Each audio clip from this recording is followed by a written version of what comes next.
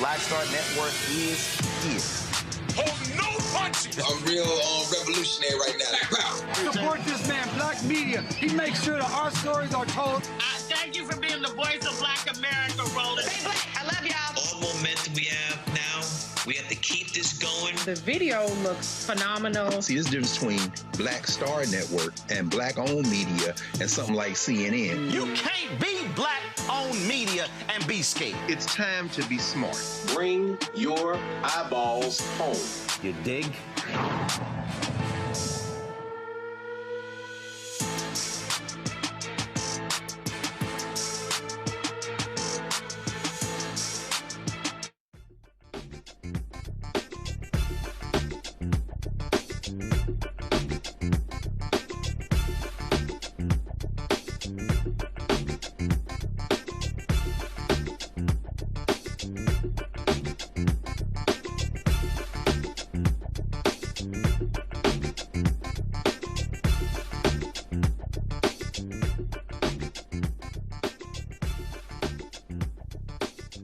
Today's Friday, April 17, 2026, coming up on Roland Martin Unfiltered, streaming live on the Black Star Network. Los Angeles County judge has formally dismissed voluntary manslaughter charges against two former Torrance police officers involved in the 2018 shooting death of a black man, Christopher DeAndre Mitchell. I will speak with the family's attorney and an activist about how the judge's decision is affecting the community. Folks, on Tuesday in Chicago, a 23-year-old black man killed his 51-year-old mother for turning the gun on himself. Another case of a murder-suicide. This young man had been reeling from the death of his father a couple of years earlier. We're going to continue our conversation about what is going on in our community when it comes to men, murder-suicide, domestic violence, dealing with grief, and how we must create a different conversation in our community about protecting black women as opposed to seeing them buried at the hands of loved ones. In tonight's Crockett Chronicles, Texas Congresswoman Jasmine Crockett delivers a direct response to the ongoing debate surrounding sanctuary policies, shifting the focus from local politics to federal responsibility. The jury has found that Ticketmaster and Live Nation operated an anti-competitive monopoly over large concert venues that took place in California. Morgan Harper the economist will talk about how this is going to impact your wallet. Plus, Health and Human Services Secretary Robert F. Kennedy Jr. loses his composure when Alabama Congresswoman Terry Sewell reminds him just how unqualified he is for his position. And in tonight's Shop Black Star Network segment, we'll showcase loungewear for women who desire the unmistakable feeling of luxury and style. It's time to bring the funk on Roland Martin Unfiltered on the Black Star Network. Let's go. He's got it. Whatever the miss, he's on it. Whatever it is, he's got the scoop, the fact, the find. And when it breaks, he's right on time and it's rolling. Best believe he's knowing. Putting it down from sports to news to politics. With entertainment just for kicks, he's rolling. It's on go, roll, y'all. It's Roland Martin, yeah. Rolling with Roland now. He's funk, he's fresh, he's real, the best, you know he's Roland Martin now.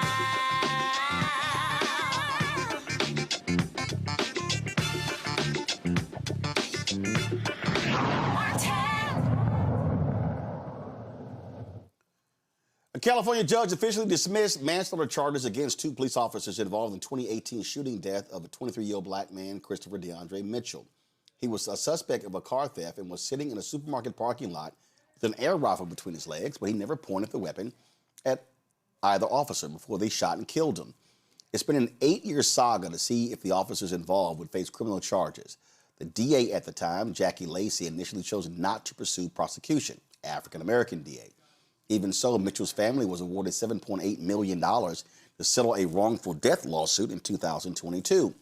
The following year, Lacey's successor, District Attorney Judge Gascon, reopened the case, resulting in a grand jury indictment of both officers in 2023. But newly elected DA Nathan Hochman said he intended to abandon the prosecution, a decision that was signed off on by Superior County Judge Sam Ota. Joining us now is Peter Carr, the Mitchell family's attorney, and Sheila Bates, an organizer with Black Lives Matter Los Angeles. Glad to have both of you here. Peter, so what was the DA's rationale for abandoning the case? Well, that's a good question. You know, it varied, right? So in November 2025, when they initially moved to dismiss, it was because they believed that the court was not going to allow evidence that pre-shooting tactic evidence. The court corrected them at a January hearing, indicating that they would allow for the for some of that evidence to come in, and so they changed their rationale. Well, the judge told them, gave them the option of either dismissing their motion to dismiss, or filing the motion in limine, so that the court could rule on the evidence, so they'd have a determination as to what the court would consider at trial, or to fix their memorandum and their motion to dismiss, and that's what they did. So they removed their primary justification, and they basically just said that they didn't feel like the evidence was strong enough to support to meet the burden. And the court ruled that that the prosecution has their discretion to do so. Were they keeping the family abreast of this whole time, and so you knew what was going on? Yes, the family knew. They had several meetings, and so the family was aware that they were going to dismiss the charges. So as a result, that's it. Nothing else. That's the end of this road regarding on the criminal side, correct? Well, no. There is we can appeal to the Department of Justice, California Department of Justice, and we had reached out to them before because we knew they were going to dismiss the charges, or they were trying to dismiss the charges, and so we reached out to the Department of Justice to see if they would take up the prosecution. And they declined at that moment because they said there was no conflict of interest. Now we can appeal to the Department of Justice for abuse of discretion. So whether or not the district attorney's office abused their discretion in dismissing the lawsuit because they did not properly evaluate the evidence. And you said the California Department of Justice, and we surely know the DOJ here in D.C. don't give a damn about cases involving police misconduct. Not at all. So we're hopeful that California will. Sheila, how are folks in the community receiving this news? It's been devastating. It's been devastating for the family who has fought for 7 years and really was hoping that the justice system would do something different than what we expected, right? That this decision, although disappointing, is not surprising, right? We know that the system was never built for us, and so it's not shocking that they allowed another cop to go free. 2 cops in this case, unless name them, Anthony Chavez, who have to come get in. And it's not shocking that once again, that when a person is when the victim is a Black person, that they allow for murderers to go free. And again, the issue that we're seeing because of what's happening in D.C., you have flat out what Donald Trump wants to give all cops immunity for their actions. And so it's not like in the past where you could actually appeal to the Department of Justice Civil Rights Division. What we have now is a very hostile Civil Rights Division when it comes to any case involving a police officer. That's right. Sheila, go ahead. This is an indictment, to your point, right? This is an indictment on the enforcement system. That this is happening here in Torrance, but that we're also seeing this as a pattern around the country. That there is an intentional move to try and make it so that there is a turning back of these cases that are continuing, right? So it's not just Christopher Mitchell, it's Breonna Taylor, right? It's Frank Mason. see this as a pattern across the country, which is alarming because it sends a dangerous message to Los Angeles, not just to Dallas and Matthew, but to every in LA County where Nathan Hawkins proceeds as the DA that allows every single cop to think that they can get away with murder with impunity, because they can. Because DA Hoffman has taken so much money from the Los Angeles Police Protective, and so he's oftentimes doing their bidding as opposed to the work that he's supposed to be doing for the people as a prosecutor. Peter, final comment from you. Again, that particular point, and we said this when Trump got inaugurated. For the next 4 years, attorneys like you can forget getting any justice out of our federal Department of Justice. Absolutely, it's going to be a fight. We're in district courts, and we have to deal with the Court of Appeals. But yeah, the Department of Justice is not going to help on any criminal prosecution of these officers, and it really sends the wrong message to the community and to the country. All right then, Peter Carr and Sheila Bates, I appreciate it. Thanks a lot. Folks, introducing my panel right now, Candace Kelly, legal analyst and host of Takeaway with Candace Kelly out of South Orange, New Jersey. Michael Imhotep, host African History Network show out of Detroit. Candace, I'm going to start with you. The point there, I mean, we've had Harry Daniels, Ben Crump, and so many others on discussing this. And we have a federal Department of Justice that is absolutely hostile to any case. If it's a cop, it's an involved cop, Donald Trump, it's like, yo, we are supporting that cop 100%. And so the only real justice left is putting pressure on these local DAs to do their jobs. Yeah, and that's why we saw the back and forth over the years in terms of the local DAs who took office and then what was changed. You went through the history of it, and at first there were no charges, and then there were charges, and now we're at a point where the charges are dropped. But this is not a time for you to be a victim inside of the justice system and expect the system to really work for you in any way. I mean, in fact, when has that ever been the case? But certainly not now.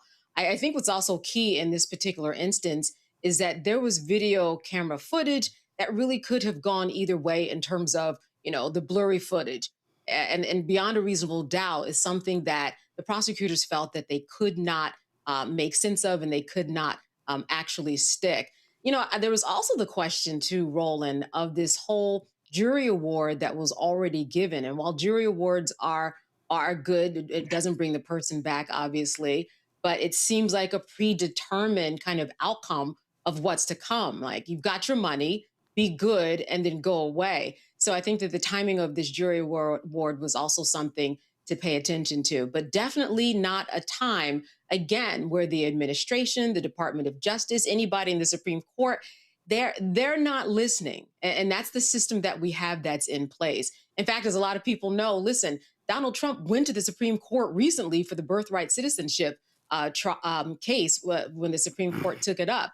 This is someone who is heavily involved in everything that's going on in the judicial process. He took a seat in the middle of a war. That is how important the judicial process is. And that is how, that's the type of eye that he has on the judicial process to make sure that it is not going to be working in the favor of people of color.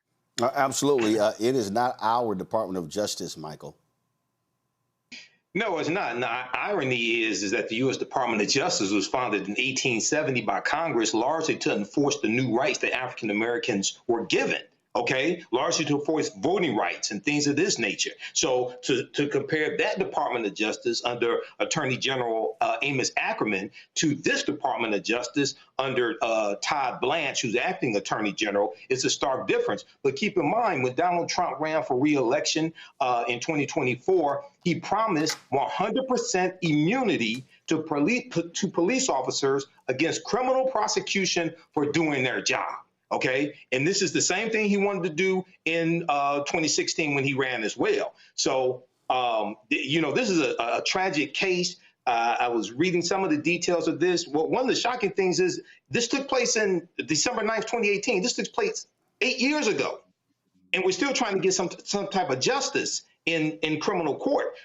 In the other thing I wasn't able to find out even though a 2000 Honda Civic was reported stolen, I never saw any information saying that the police identified the license plate of a Honda Civic, because Christopher was in a Honda Civic. According to CBS LA, the article, it said that the Honda Civic he was in was reported stolen, but I never saw anything saying that it was the same license plate as the one that was originally reported to police as stolen. Yeah, we call those pesky details. And that's how it's being treated. All right, hold tight 1 second. Got to go to a break. When we come back, more drama, Capitol Hill. Congresswoman Jasmine Crockett, Congresswoman Terry Sewell, holding folks accountable. We'll talk about that. You're watching Roland Martin Unfiltered on the Black Star Network. Why does it feel like we're going backward? Voting rights under attack, schools stripped of funding, Black history erased. This is the Trump MAGA agenda. They want to take us back. They are redrawing congressional lines in states across the country, deciding who gets power and who gets silenced. We see what this is, a power grab. Virginians won't be fooled. Show up, vote, take back our power. It's a temporary measure that gives the people, not politicians, the final say. Vote yes by April 21st. Hey everybody, I'm TD Jakes, and I want to encourage you to watch Roland Martin Unfiltered. It'll blow your mind.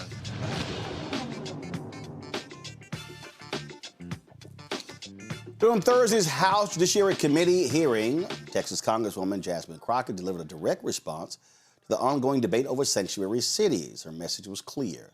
The conversation is way bigger than labels or talking points. It's about accountability.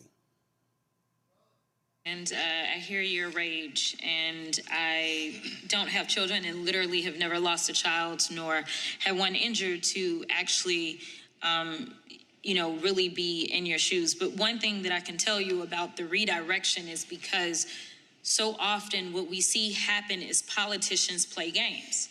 The reality is that if you are talking about a sanctuary city, then we're talking about city government. We're talking about local control, something that the Republicans used to espouse that they believed in. They used to believe in whoever lives in that city, you elect who is going to run that city. And that city, whether it's the police department, which is the police department and law enforcement that make the decisions about what they do. We don't pick the police chief for any given city. Not on the federal level. That comes from the city level. That comes from whoever the people of that city actually elect to represent them. I believe in local control. Same thing, I live in Texas too. And baby, I wish I didn't have to deal with Governor Greg Abbott, but local control dictates that he is the governor of our state. And therefore, we have state reps, we have state senators, and we have a governor, and we have county elected officials and city elected officials. We are sitting in Washington, D.C. right now. We are on the federal level. So what I believe in is something that the Republicans used to scream, which is local control. So when we're having a conversation and a hearing about the human toll, the title specifically is the human toll of sanctuary policies, stories from victims and families, my deal is we aren't the ones that decide what cities do. So what they've decided to do is they've decided to play on your pain. And that is why I am frustrated. Because hear me when I say this. I have seen people, whether it was an American citizen or not, that killed your child or harmed your child, I believe it's wrong. To me, it wouldn't have made it any less painful. And I could be wrong, again, because I don't have any kids. But if for some reason it had been a U.S. citizen that ended up harming or killing your child, the pain would still be there. It would still hurt. So the reality is that what we need to do is make sure we are protecting everybody in this country. I don't wake up and somehow people look and see that there's a D somewhere around my head or something, and so therefore I am going to somehow be precluded from harm becoming me. When I go out to do policy work, and I've worked on the state level too, the policies that I was writing when I was on the state level are different from the federal level because we have different levels of control. The one thing that we do have control of, you may have recognized that the DHS secretary, as we're talking about immigration, she had to come before this committee I want to say maybe a day or two after she came before our committee, because we have jurisdiction over her. We don't have jurisdiction over your mayors. We have jurisdiction over her. She lost her job. The DHS secretary is gone. Now, to be clear about this, the Republican president is the one that put her out of her job because she was failing. So the reason that my colleagues have brought these things up, and this isn't to say that the harm and the hurt that you are feeling, that you should not be feeling that. It is wrong. Again, even as a criminal defense attorney, I can't tell you how many times I was begging clients to enter pleas. In fact, it literally made me remember a case that I had with a guy who was a veteran. He had served this country. He ended up being put on some new medication, and he also ended up drinking with that medication. Now, the medication had a warning on the bottle. But he went out, he drove, and he killed someone's mother. That client told me he had no criminal history. He told me over and over and over, he said, just give me whatever they're gonna give me. They offered him the max, which was 20 years, and I could not in good conscience, knowing that a jury would not give him the max. The only reason we went to trial is because the prosecutor wanted to be so greedy. That jury did not give him 20. He was willing to take 15 years. I am here to tell you that it is never right to break any of our laws. So the reason that we have gone down the line and the reason that we brought Mr. Romanucci is because we actually have control over CBP and DHS. It's just, and ICE. It's just that these guys don't want to exacerbate, use that control. They sit there and they allow U.S. citizens and non-U.S. citizens to have the rights violated, and that is something within our purview. If I lived in one of your cities, in fact, I am in Dallas. Dallas has a Republican mayor. To be a sanctuary city doesn't necessarily mean that you provide sanctuary. It means that you're not going to do the federal government's job. That's what it means. They are local law enforcement. And what it means is that they are not going to sit there and do the job of federal agents. That is what a sanctuary city means. But to be clear, again, and I have more articles, the city of Houston was not, when you talk about someone being a sanctuary city, it is an official policy that they are following. It can't be that it's one person. It's the official policy of the city. Otherwise, it doesn't work if it's just one person. I will yield. Thank you, Mr. Chairman, for your indulgence. It is quite interesting, Michael. She makes a great point, and I would say that many times as well.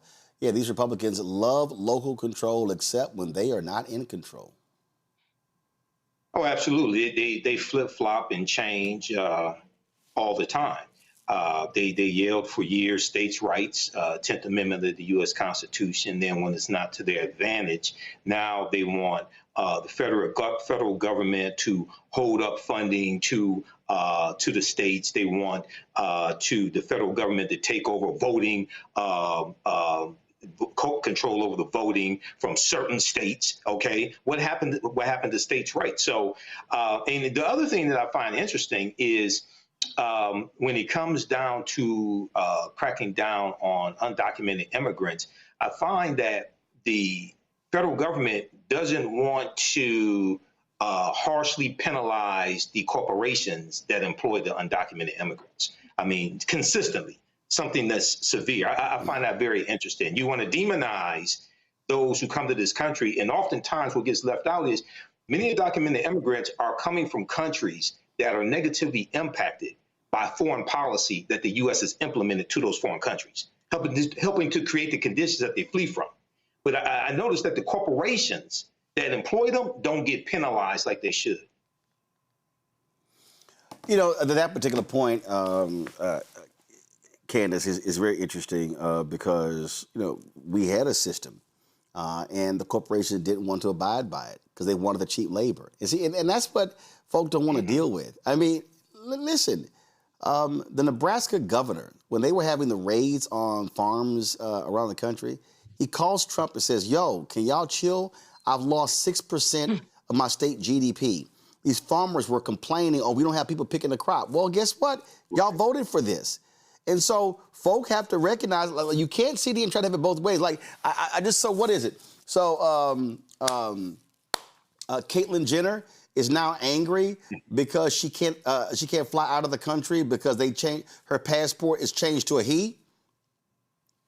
You voted for Trump. You can't say I voted for a little bit. No, it all came with it. Yeah, it's like saying you're pregnant just a little bit. Either you're pregnant or you're not, right? You know, one of the things that's interesting is that we just got a lesson, as we often do, in civics and how the government is supposed to work. But like you were saying before, when it comes to abortion, for example, we know that the states have a lot of control. When it comes to things that make sense for the Republicans, that's when that local control becomes really, really important. But it's really just performative. And this is what we know. And this is what Jasmine Crockett was arguing and talking about to make that point that, you know, when we talk about local control, that is something that it's the law. It's a hierarchy that has been around for hundreds of years. It is something that by the process of creating precedent, now you have the Republicans and anybody else who feels like it, because in this day and age, we're in the day and age of just say and do anything. But all of that lays down the groundwork for precedent for more and more of that to come. So you have to get in there and stop this performative behavior and make sure that people understand how the government has been working, how the government does work right now, and it maybe doesn't work for the good of all, but we do have local zoning, local ordinance, local mayors, local council for a reason. And it is because of this, so that they can have control. How can the government control every single town, every single municipality to begin with anyway? It's something that we have seen them do already in terms of the Department of Homeland Security and ICE and seeing things of that nature to go into different states. Look how that worked out. What are they going to do by managing hundreds and thousands of municipalities and towns and cities across the country? It is just an unworkable, silly idea. All right, going to go to break. We're going to come back to what's happened on Capitol Hill. Congresswoman Terry Sewell really going off on RFK. Also, Congresswoman Ayanna Pressley getting her bill passed regarding the temporary protected status for Haitians. But coming up next, we're going to chat with Morgan Harper. A California jury rules against Ticketmaster and Live Nation after they cut a deal with the Trump administration. We're going to talk about how it's going to impact your pocket. That's next, right here on Roland Martin Unfiltered on the Black Star Network. Support the work that we do. Join our Bring the Funk fan club. Listen, y'all, we have the discussions that other people don't have. We have the discussions other people don't want to have. And so we can talk about why we need black-owned media, but we can't say we need black-owned media if we don't support black-owned media. And so your support is critical. If you want to support us via Cash App, with Stripe QR code, you see it right here. That's for credit cards as well. Checks and money order, make it payable to Roland Martin Unfiltered, P.O. Box 57196, Washington, D.C., 2003 7-0196. PayPal's R Martin Unfiltered, Venmo RM Unfiltered, Zelle, Roland at RolandSMartin.com, Roland at RolandMartinUnfiltered.com. We'll be right back. MAGA Republicans ended diversity programs, cut funding for Black students, and fired federal employees. And they won't stop there. Now, they've redrawn congressional maps so that they can rig the November elections. But we have the power to stop them. By voting yes for fair elections, we have the final say on who represents us in Congress. This is a temporary measure to restore fairness. They are not backing down, and neither can we. Make a plan to vote by April 21st and vote yes for fair elections. I'm Ryan Wilson, CEO and co-founder of The Gathering Spot, and you're watching Roland Martin Unfiltered on the Black Star Network.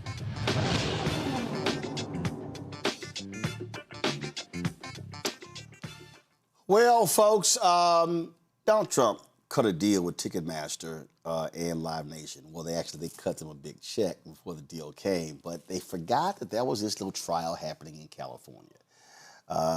So you had that, and so guess what? A federal jury has ruled that Ticketmaster and its parent company, Live Nation, have been operating an illegal monopoly, stifling competition and overcharging consumers. The jury ruled in favor of 33 states and Washington, D.C., finding that Live Nation controlled too many aspects of live entertainment, including concert venues, ticketing services, and artist management.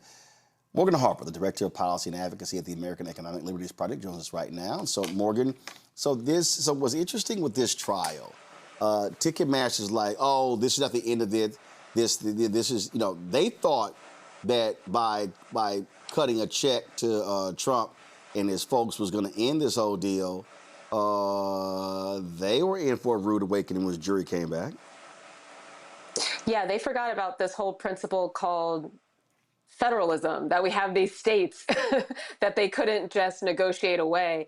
And so this was a really interesting case in that, the trial started in March, and then just days into it, the judge found out at the same time that the lawyer for the Department of Justice found out that there was some kind of deal. So the DOJ lawyer wasn't able to provide any details about it, and it was clear what had happened, that the White House had interfered and said that they have to settle the federal case with Live Nation Ticketmaster. So then there was a real decision point. Do the state AGs, and there were over 30 of them that had signed on to this lawsuit, continue with the case and a trial kind of in the last minute, or do they also fold? And the state attorneys general, thank goodness, said, you know what, we've got this.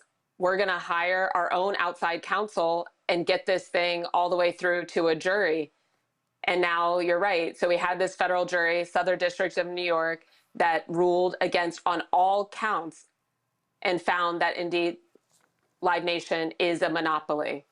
And what we're talking about here is they're controlling tickets, they control venues, it's pricing, the massive fees, and also let's keep in mind, it was the Biden-Harris administration that targeted these hidden fees. Trump folks come in, they get rid of that stuff. So the reason people are paying $300 and $400 and $500 for tickets is because of all these fees that are inside of these tickets. Yeah, essentially what's happened is when Live Nation and Ticketmaster were allowed to combine, then we had one company that was controlling not only ticketing through Ticketmaster and dominant in that, they also control a lot of the venues where big concerts happen throughout the country. And so they would kind of say to these venues, if you're not willing to use Ticketmaster, then you're not going to get the tours that are going to bring the most people to your venue. What's the average venue owner going to do? They're going to play ball to keep Ticketmaster and keep these tours coming to their venues. So yeah, so all of this has been able to take money away from independent venues in particular.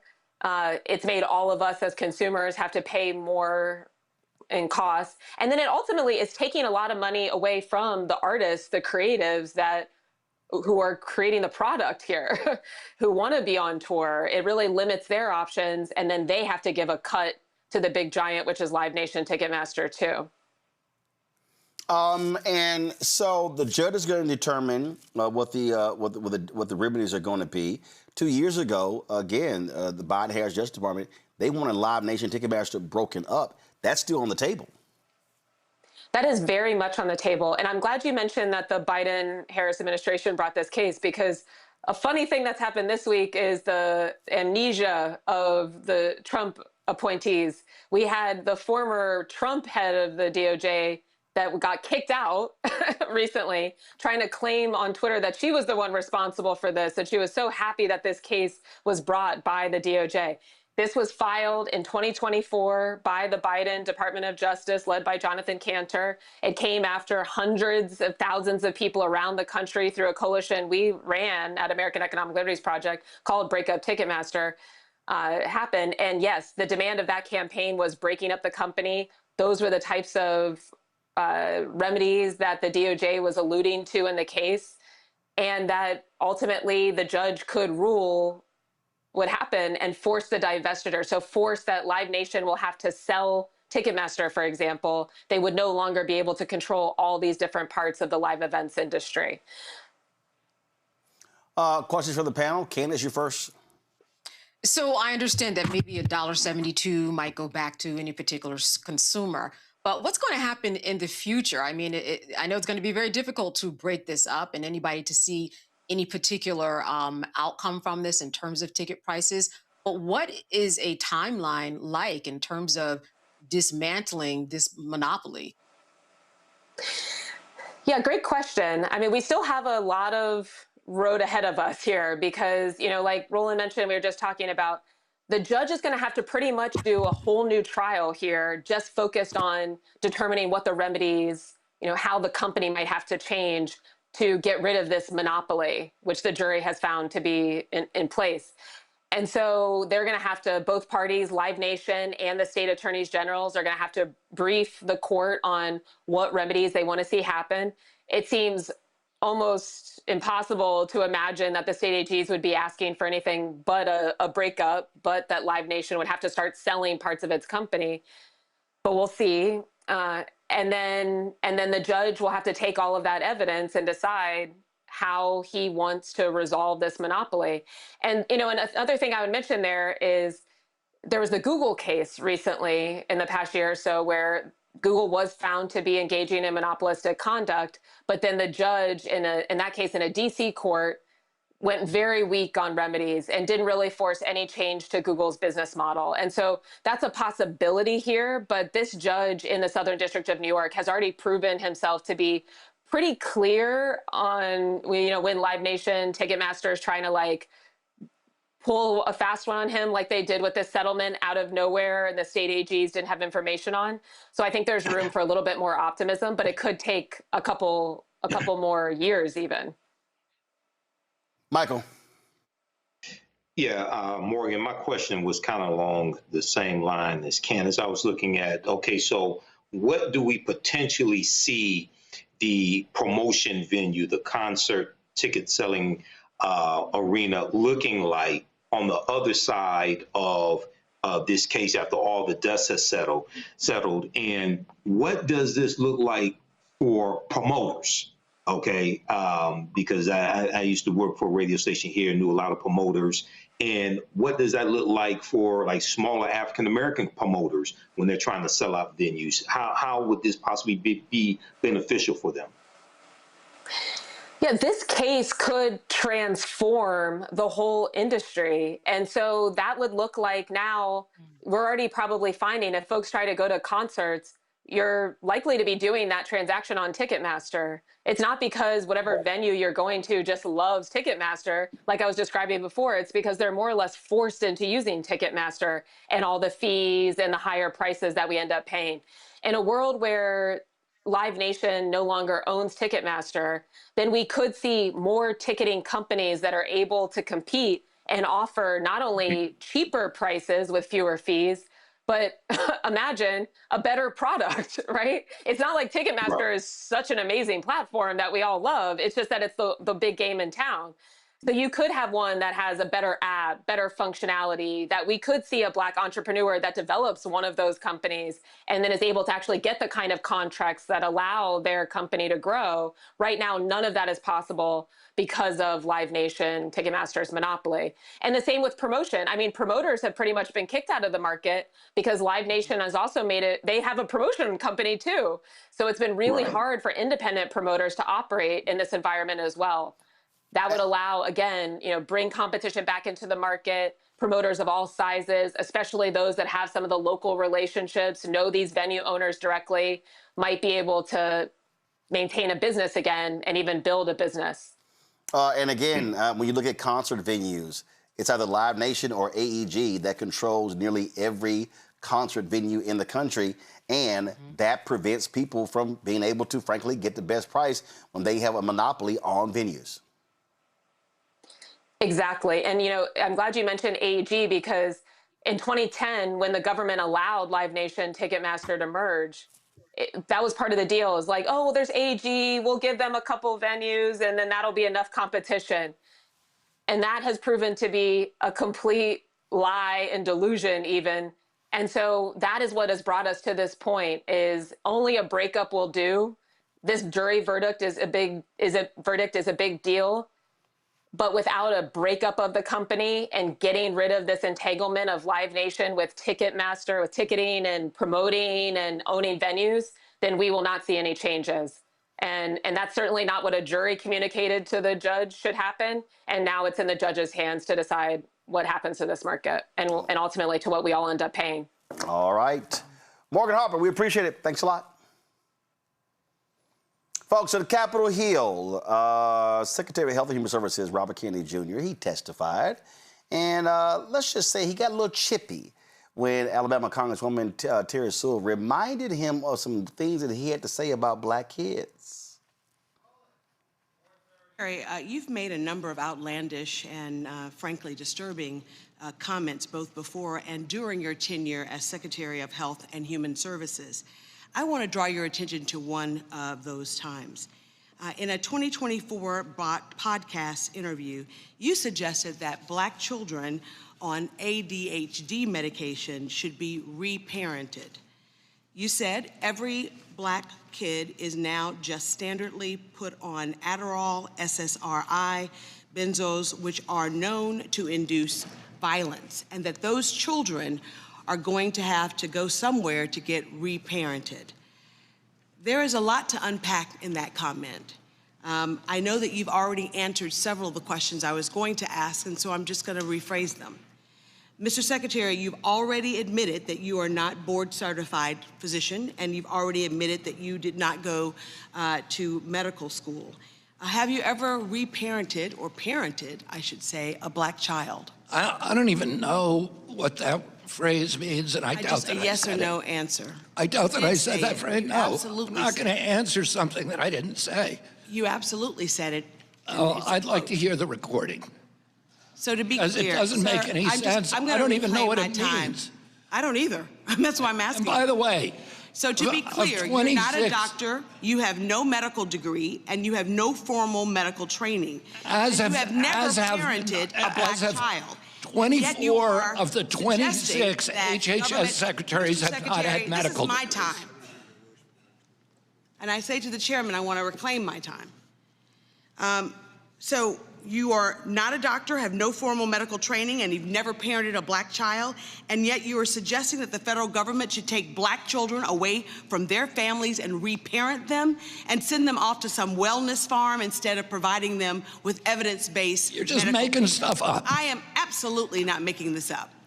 Mr. Secretary, in your opinion, what factors should the federal government consider when reparenting a black child who has been on ADHD or ADD? I don't even know what you're talking about, Congressman. I don't know what you're talking about. I don't know what reparenting even means. I don't either, but you said that.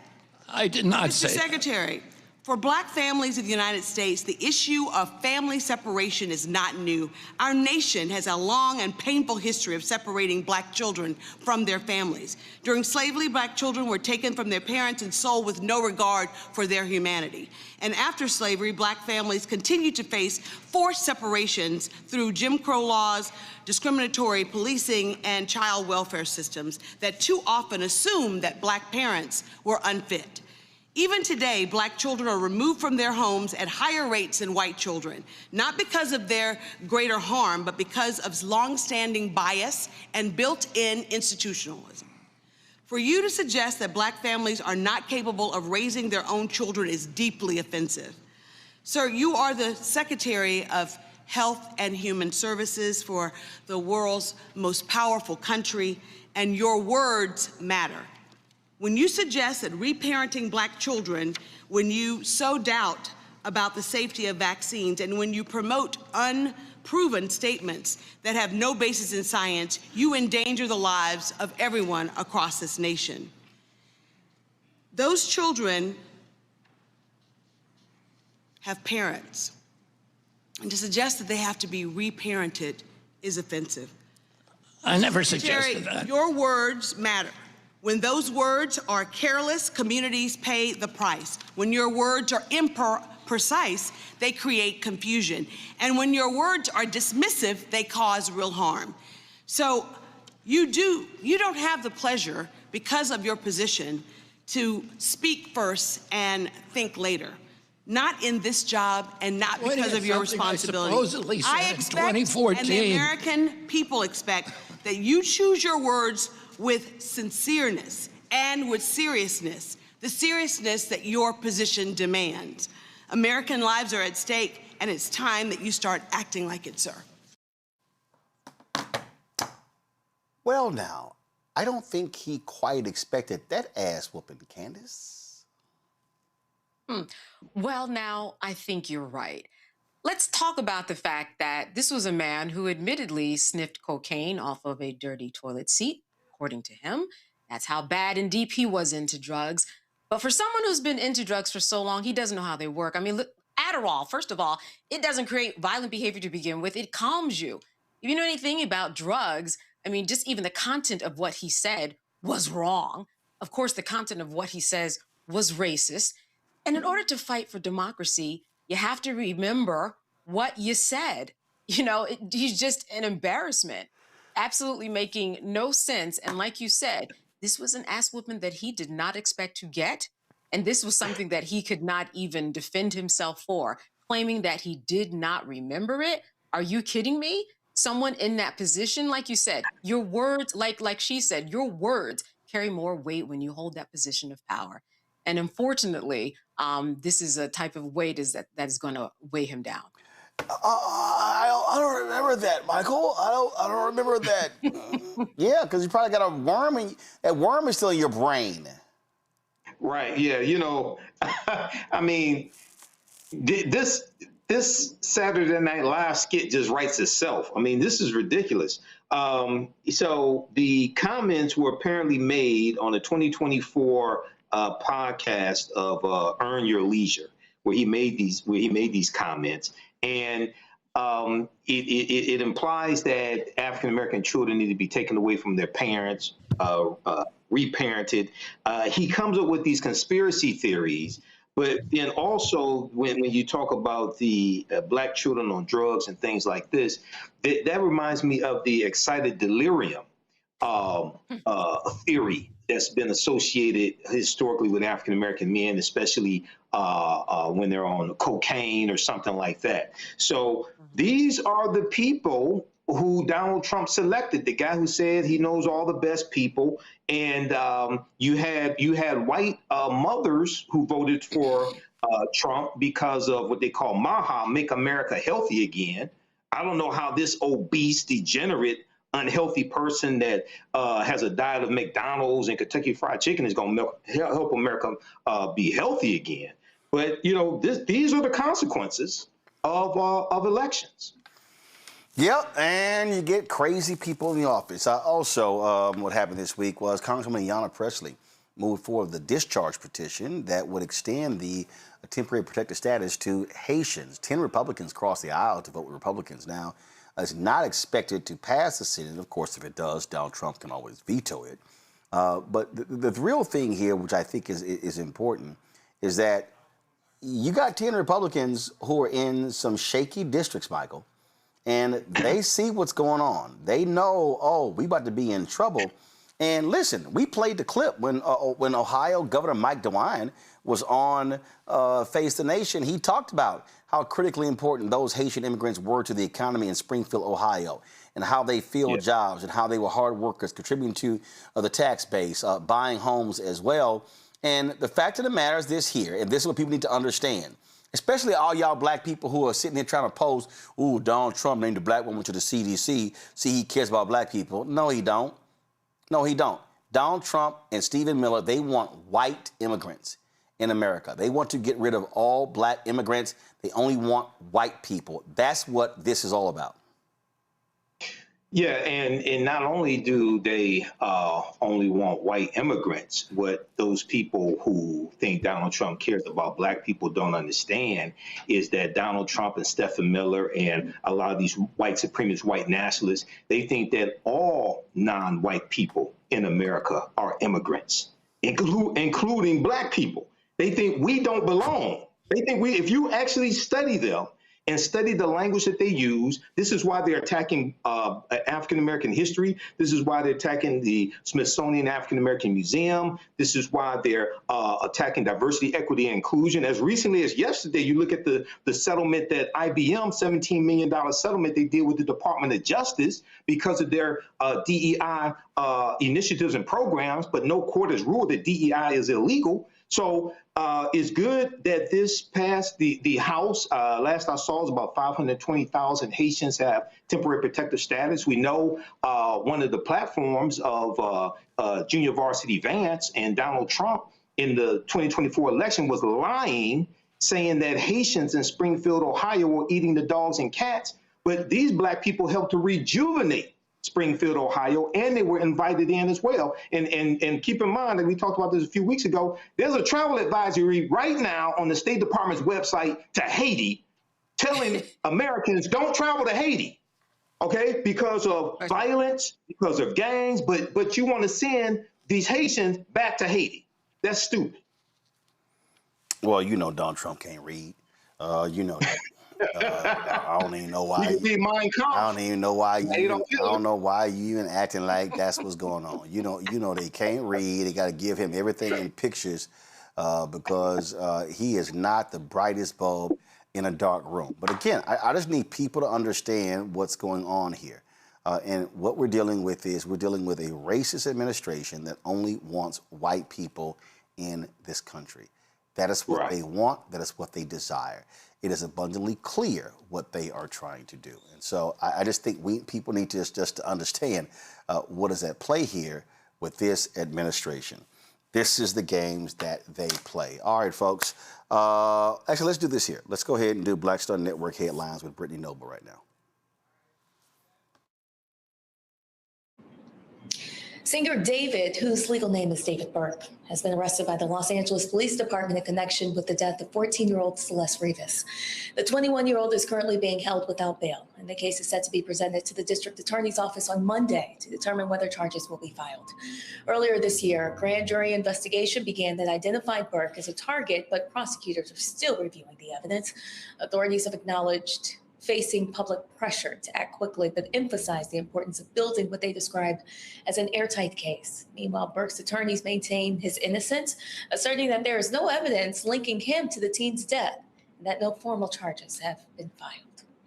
Former player and assistant coach Damon Jones is expected to become the first person to plead guilty to federal gambling charges. But earlier this year, federal prosecutors conducted a large-scale investigation into sports betting. Well, they involved several NBA players and coaches and resulted in the arrest of more than 30 individuals. Jones had initially pleaded not guilty to indictments that accuse him of profiting from rigged poker games and providing sports bettors with confidential information about player injuries, including those of LeBron James and Anthony Davis.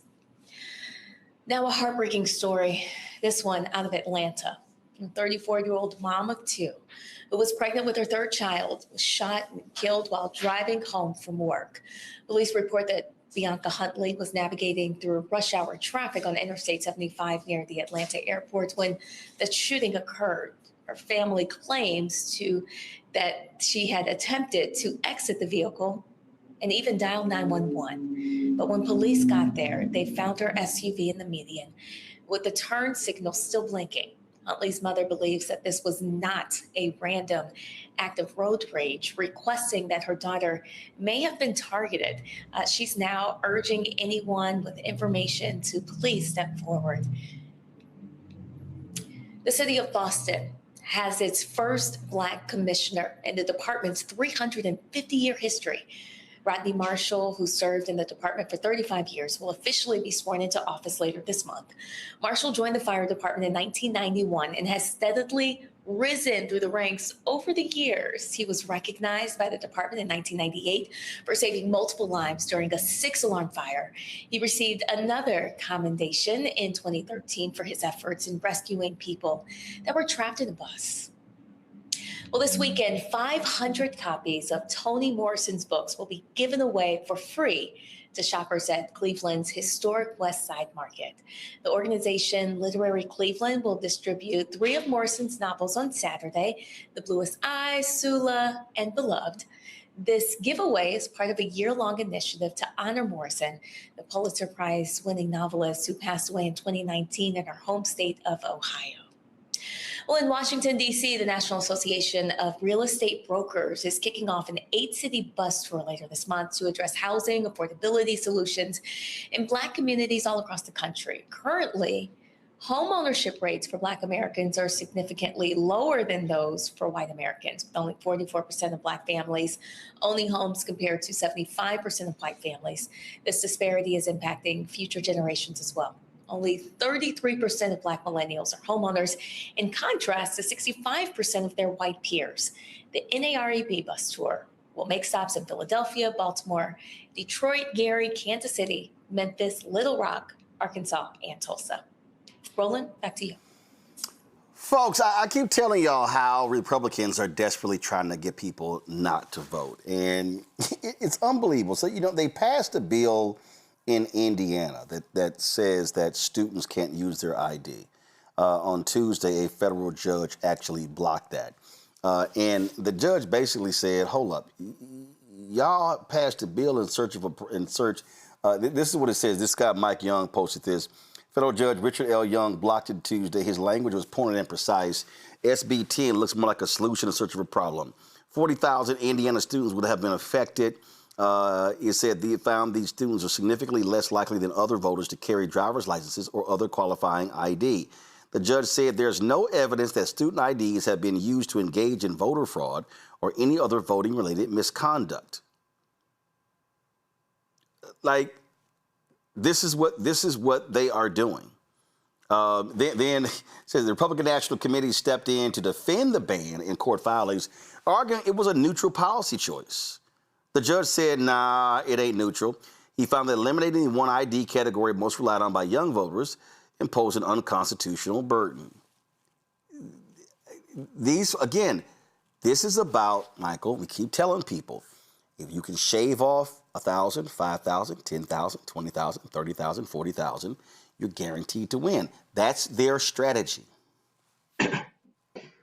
Yeah, Roland, that's what it is. That's why, even though I know there's talk, actually I watched Jasmine Crockett's live social media broadcast a few nights ago, earlier this week. And one of the questions was, will Trump stop the midterm elections? And one of the things she was saying is he doesn't have to stop the midterm elections. They would just implement various voter suppression tactics, right? So when we look at trying to ban the type of student IDs or restrict the type of student IDs that can be used, or saying that students can't use IDs to vote, right? We had this conversation back in 2021. When we were trying to get the John Lewis Voting Rights Act passed, if I remember correctly, 2021. And one of the things that we talked about here on this show is you have to expand the conversation from just Black people being impacted by voting restrictions. You have to talk about college students, white college students, okay? And this is an example of this, right? So I'm glad this was defeated, but we have to understand that all they have to do is shave off a few percentage points, and then they maintain power in the House and the Senate. So this is a real fight that we are engaged in right now. And this is about power. Yeah, and again, what's crazy is a state institution, that's a state ID. Exactly. That's exactly what I was going to say. We're done here. It's like, it is the government. When you work for the state, you work for the government. So if you're accepting passports, if you're accepting driver's license, why aren't you accepting a student ID? I got stopped by the police the other day. He allowed me to show my ID from my university. Don't ask me how it happened, and he let me go, but it was a good day. But it's a state ID, and he recognized that. So what you're saying is right. And even though, this is going to be appealed, it's not going to work, simply because, as you talked about, it falls kind of disproportionately on one group of people who might use their student ID more than anything else, right? A lot of people can't even afford cars, let alone have a driver's license. So I don't think that anything is going to happen here, and we already have an indication of that in terms of the decision that was already made. But it is a government ID. It's all from the same umbrella.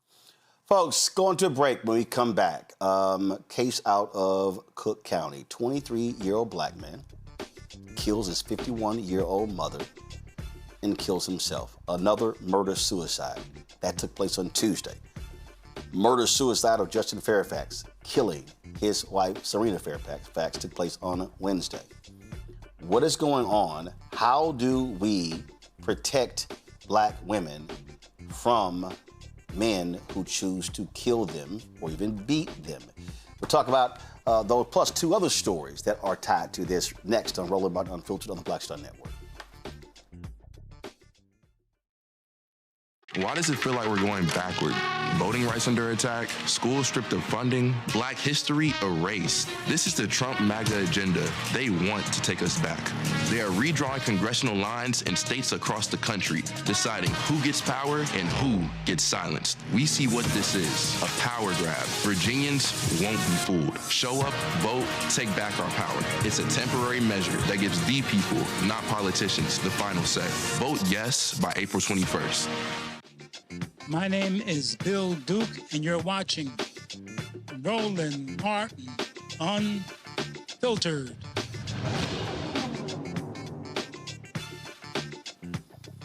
Folks, yesterday we did the tragic story of former Lieutenant Governor of Virginia, Justin Fairfax, committing murder-suicide against his wife, Serena Fairfax. He shot her several times.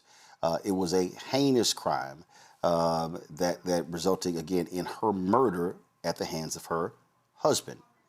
Well, after the show, a number of people sent me a story that we had not seen from Chicago, where a murder-suicide there took place on Tuesday. The son of the late Cook County Commissioner, Dennis Deere, killed his mother and then himself. Again, another murder-suicide. According to Chicago police, 23-year-old Caleb shot his 51-year-old mother, Barbara Deere, 3 times before shooting himself in the head. Now, Dennis Deere died from complications from a double lung transplant in 2024. According to folks in Chicago and different reports, Caleb was still dealing with the after effects of his dad's death.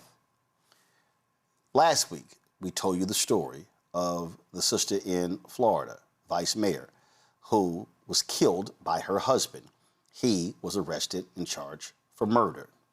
You also have the story of the Black influencer who was found dead in Zanzibar, and they're investigating her fiance. With these stories, what you have seen, what you have heard, is a significant amount of anger and pain and distrust from Black women saying we must be protected. When you talk about husbands, we talk about being a protector, being a provider. But when husbands take the lives of their wives, that's not protecting. The question then becomes, how do we deal with this? There are a number of people who are expressing anger, outrage, upset by what has taken place.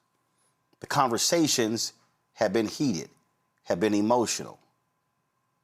But the question comes down to, how do we change this? How do we, as a community, as a society, confront the reality that 96% of domestic violence cases are being committed by men? How do we deal, how do we confront, how do we change abusive behavior of men against women, Black men against Black women? Now, the reason I understand domestic violence, because I know what it's like to have a sister who calls you and flees to your home, afraid of her life and those of her 2 children. I lived that experience, lived it, dealing with my sister and her 2 kids. Cousins physically abused. And so when these things happen, first of all, sister's husband, he's sitting in prison.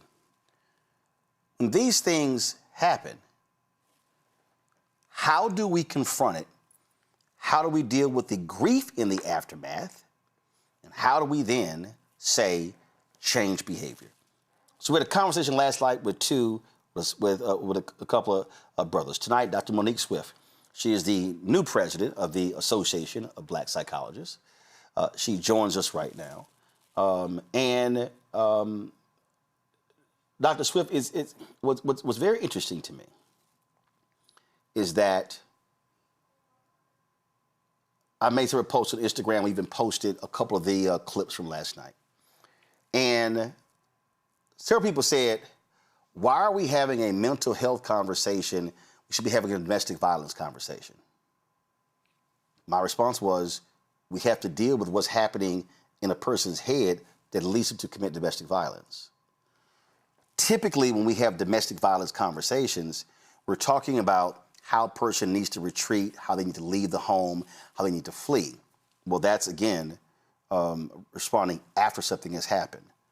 But the question I'm posing to you first is, how do you see us confronting this issue? 4 cases in 2 weeks of Black women murdered by men in their lives, 2 of them Black husbands, 1 a Black son, and we don't know the outcome, what happened in the case of the white man in Zanzibar. Yes, sir. Brother Roland, firstly, thank you. Thank you for having this conversation this evening. Thank you for inviting me to be a part of the conversation. What you're talking about is very serious and is far more pervasive than these 4 cases that you've cited. And so I think when we look at this, we need to look at it from that broader lens and not just look at the heinous atrocities that happen to these individuals. And that's to know, not to shade what happened to them in any mitigating kind of a way at all. But there's something more pervasive and very insidious that's happening. There's a pattern happening here within our community.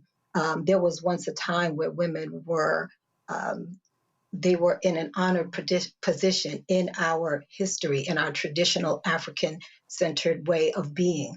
And that is shifted. That's no longer the case. There's something happening between where we were and where we are. And there's a lot in that gap. And so we can sit and kind of focus on all of the personal, the personal matters surrounding these incidents. But I do think we would be wise to, again, look more broadly at we are socially, we are breaking, right? We are breaking under pressure of the not being recognized in this country. The racism is at an all-time high. You talked about the racist administration in the last segment. We are, jobs are hard to come by for many of us. There's a lot of stress in the home. There's stress in society. People are under the stress. And what was once protective for Black people, right? Us with one another, we are now turning against one another under this pressure. And so there's a lot of different facets to what we're talking about, what we're seeing here. How do you respond? And I've had sisters say this to me, and first of all, I've gotten responses for a wide variety of people. After last night's show, I woke up and a number of men text and email said, I needed to hear that because I need to do a better job of checking on my brothers. I had sisters hitting me as well. I had others who said that, well, we should not be talking about what Justin Fairfax was dealing with and going through. We should be centering his wife, Serena Fairfax, and we should be having the focus on her. Others said, well, he's a murderer, and so we shouldn't be talking about him. We should be talking about her being murdered. My response was, I don't want there to be more murders. I don't want there to be more folks beaten. And so if we're going to confront murder-suicides and sisters feeling unprotected, then we're going to have to understand what the hell is going on with these men, which requires us to analyze what is going through their minds. What are they dealing with that's resulting in the heinous actions that ends in beatings, breaking black eyes, breaking of body parts, or death, murder. Yeah, I would agree with you. You can't have the conversation about one without having the conversation about the other. And, frankly, the truth is hurt people hurt people. So the unpopular part of this conversation is recognizing that these people that are committing these heinous crimes, that are harming women in the way they are, often themselves are hurt people. And we don't want to look at that because we don't want to have the empathy. We don't want to see the humanness of these people. And so we just want to focus on where the harm is. And again, I'm not putting one above the other by no stretch of the imagination. My heart goes out to the sisters that have been harmed and killed in these situations, and then all of those who love these women. But I think you make a very valid point, Brother Roland, that how do you talk about what happened to this woman without talking about why did what happened to this woman happen? And the why is in the it's in the mind of these men. But again, broadly, I think there's a social condition that we're seeing here, right? The trauma is real. And often these people who are doing these things, they have experienced trauma. And as I said, hurt people, and the cycle continues. So with that, there were sisters telling me on social media posts, why are you having a mental health conversation when this was domestic violence? Look, you're the expert. And my response was, the person that commits domestic violence or femicide or murder, that's mental. Something was going on up here, because that's not a normal thing. It is not normal for a man to beat his wife, girlfriend. It's not normal for a man to pick a gun up and murder his wife. And I said, you have to deal, because something here caused that to happen. So that is mental. And so I wasn't understanding when people were saying it's one or the other, when I said they actually have to go together. Your assessment? Yeah, I frankly, I don't quite understand either. It is domestic violence is mental. There's a mental health component to that, right? Why are people being violent toward one another? There's something going on when people are acting in ways that are out of the ordinary, right? When behavior is extreme, we're looking at mental health conditions. We're looking at mental stress or distress, right? And so I really can't necessarily respond to those who are not kind of making that connection. What might they be, how they're thinking about this? Perhaps they want to focus more on and have more compassion for the victims of these situations, and just and view the mental health conversation as evoking perhaps too much empathy. And we don't want to feel for this other person. We don't want to see them. I actually got that. If folks, let's say he's a monster, he was evil, and you're portraying him as the victim. I said, no, I'm not. I literally said, listen, my desire is I don't want to see any sister murdered. I don't want to see any sister who's beaten. I said, so in order for us to live in that world, if 96% of all domestic violence cases are involving men, I want that to be 80, 70, 60, 50, 40, 30, 0. And so for me, I said the only way how I see confronting or dealing with this story is I have to get in the minds of these brothers to understand why they're pissed off, why they're angry, why they snap, what's going on from childhood to present day, getting them to understand that your wallet or the size of your paycheck does not determine whether you're a man. I said there are a plethora of things that we have to deal with, and I had, and one very prominent activist said, Roland, we need a beat. I said, sister, you just told me that a black woman was shot and killed by her husband last week, the sister in Florida. Then the case in Zanzibar. Then the case in Cook County. I said, then the murder-suicide of Justin Fairfax against Dr. Serena Fairfax on Wednesday. I said, how long am I supposed to wait? I said, I'm trying to make sure we don't have another case. And so that, and again, it's not me personally, but I'm hearing from other brothers and sisters who are saying, we don't want there to be any murder. So the question then becomes, what do we do? Do we sit in our grief, or do we say, hey, while there are those who are grieving, those of us who are also grieving are also saying, how can we begin to tap into the minds of the individuals who are causing the harm so they don't cause the harm? Right. And then, so there's that, right? Tapping into the mind, find out what's going on.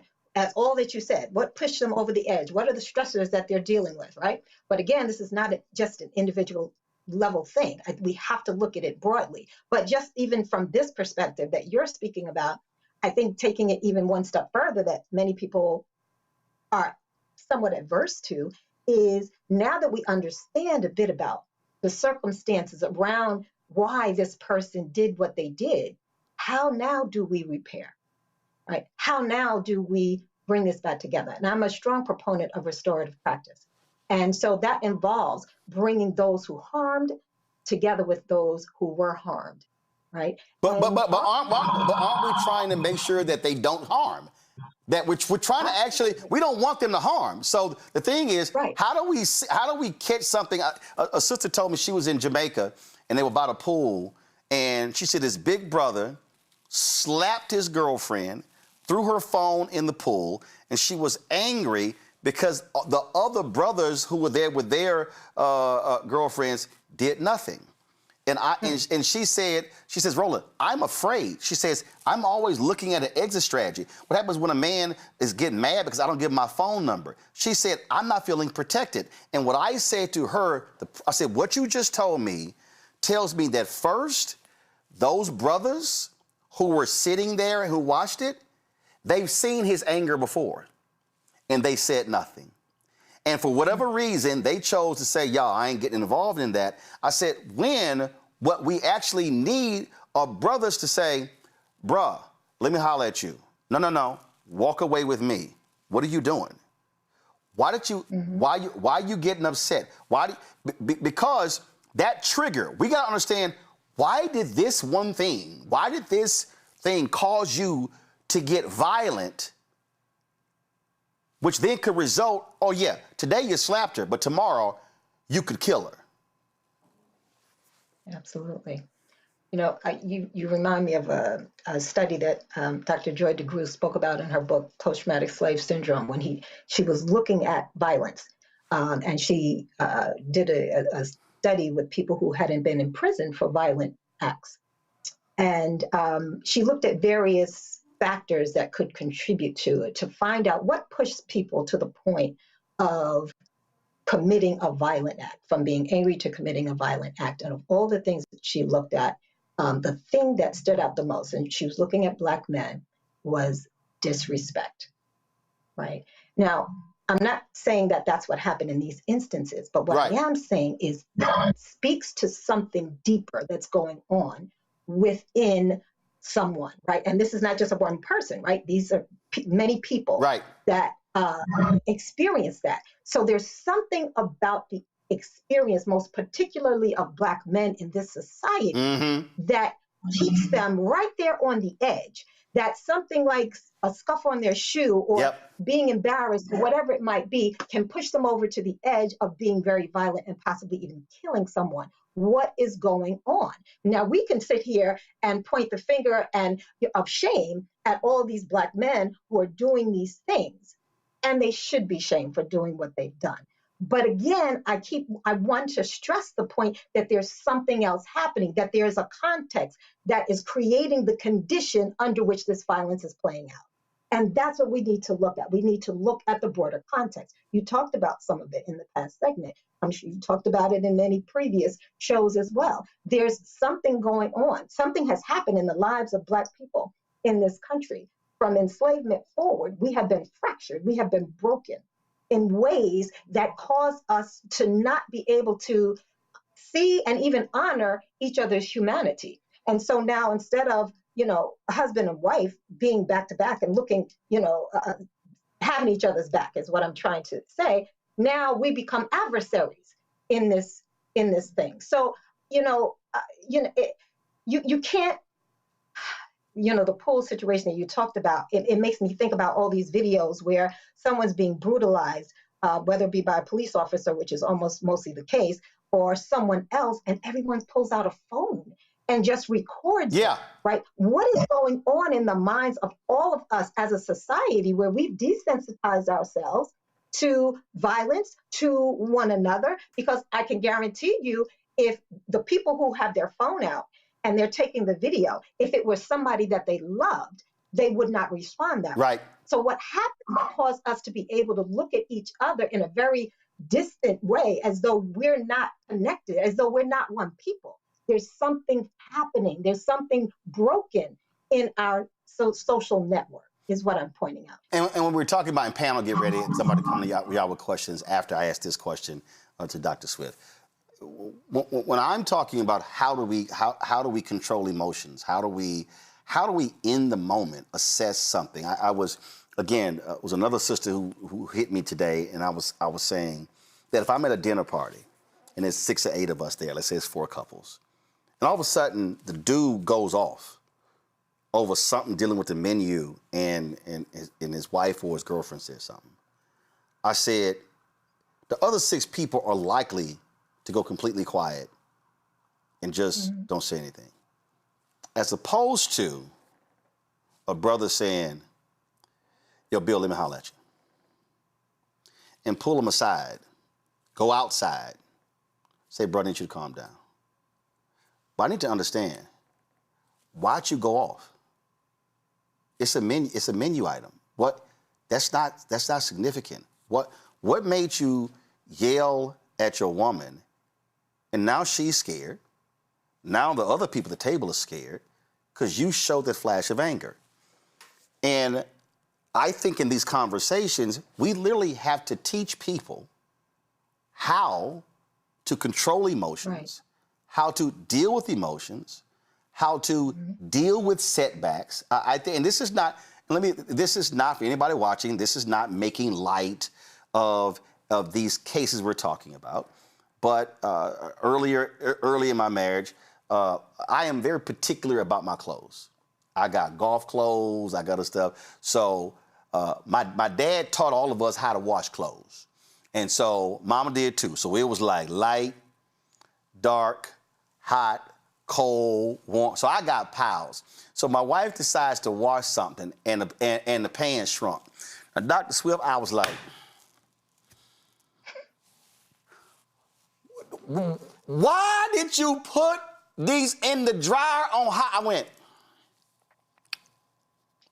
It took everything in you, didn't Brother Rose? I said, from now on, if you get the urge, because I have piles, I said, if you get the urge to wash something, just pick up one thing and look at the label. She's like, you got all these special clothes. I said, you know what, we good. I will wash my clothes. Now, mom and daddy taught us how to do that. Hell, I can wash her stuff too.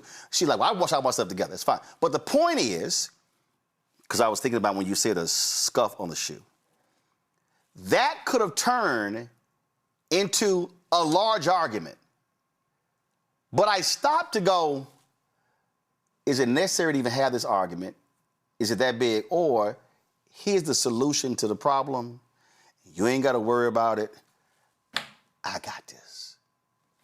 Ain't had no. And she was like, cool, go ahead and wash your stuff. But the point is, I stopped myself from being upset about some pants that shrunk, came to a conclusion, came to a result, and said, this is how we gonna move forward.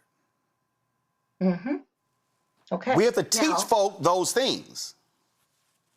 Well, yes, you're right. Someone taught you, right? I could assume that you came from a home where perhaps you saw conflict being managed in healthy ways, right? Not everybody comes from that type of an environment. Right. And so, if I come from an environment where I'm always feeling triggered and threatened, right? Where I feel disrespected all the time, where I feel incompetent, or if I come from that type of an environment and that experience, sometimes something very little can be the world to me. And it's really something small to someone else. And so this is why, this is exactly going to your point earlier, why this is a mental health issue, right? This is not the ordinary way that most people would act under, certain circumstances. But I also want to look at the other piece, because you talked about the bystander, right? The person who seeing this and does nothing, right? What is going on in the mindset of that person? Often nowadays, people are afraid because I don't want to get involved because I don't want to get injured. I don't want to get harmed. And that's what people, or I can get sued if this or if that. Like, we're thinking about all these other things, but in the process of that, we're losing our humanity with each other. And so that's problematic. We've got to get that back together. We've got to get back together again as a family and see the humanness of one another. That's what is missing. That's what's missing in this equation. And so we become so individualized and so isolated from each other, where it's all just about me and, well, I don't want to get myself harmed, so I'm just going to let that happen to that person over there. It's a problem.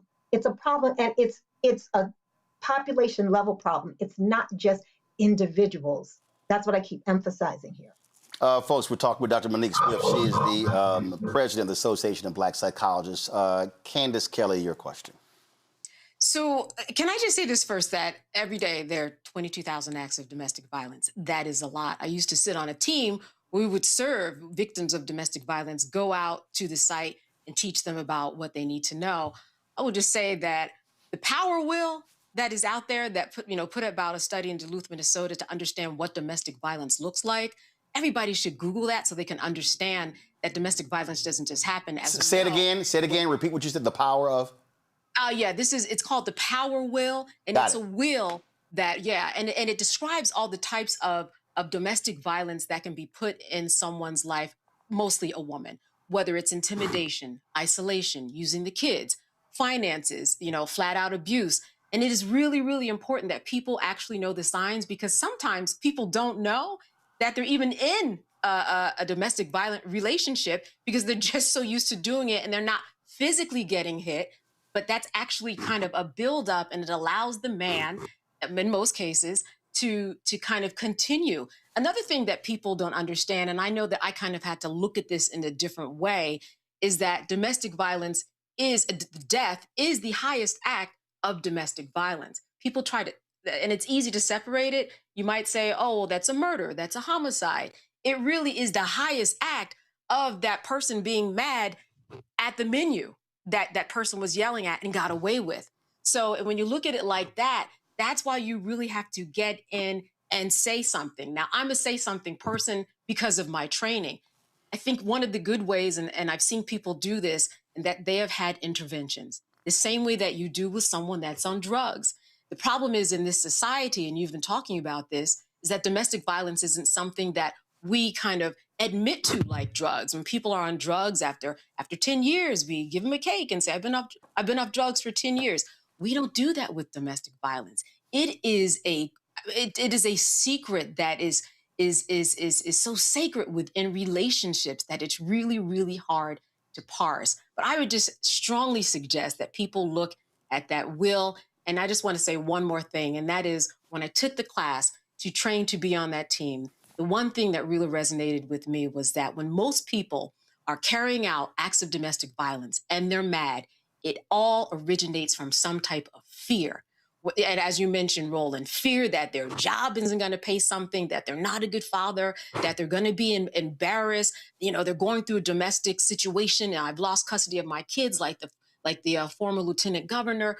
And so you have all of these things, but it generally, that seed of fear, it really is something that if you are in a situation and you think about it, that's where you can really start, because it is a mental health issue. There is no reason why you should be hitting someone or screaming at someone because of something over the menu. You have to get that professional help to figure out, why are they doing this? What is that fear about? And if you're an outsider like you or I, and God bless you, because that is so difficult when it gets to a point where you have someone in your family that is a victim of domestic violence, because then that takes up everybody, right? Everybody's time, everybody's energy, and of course, all hands on deck.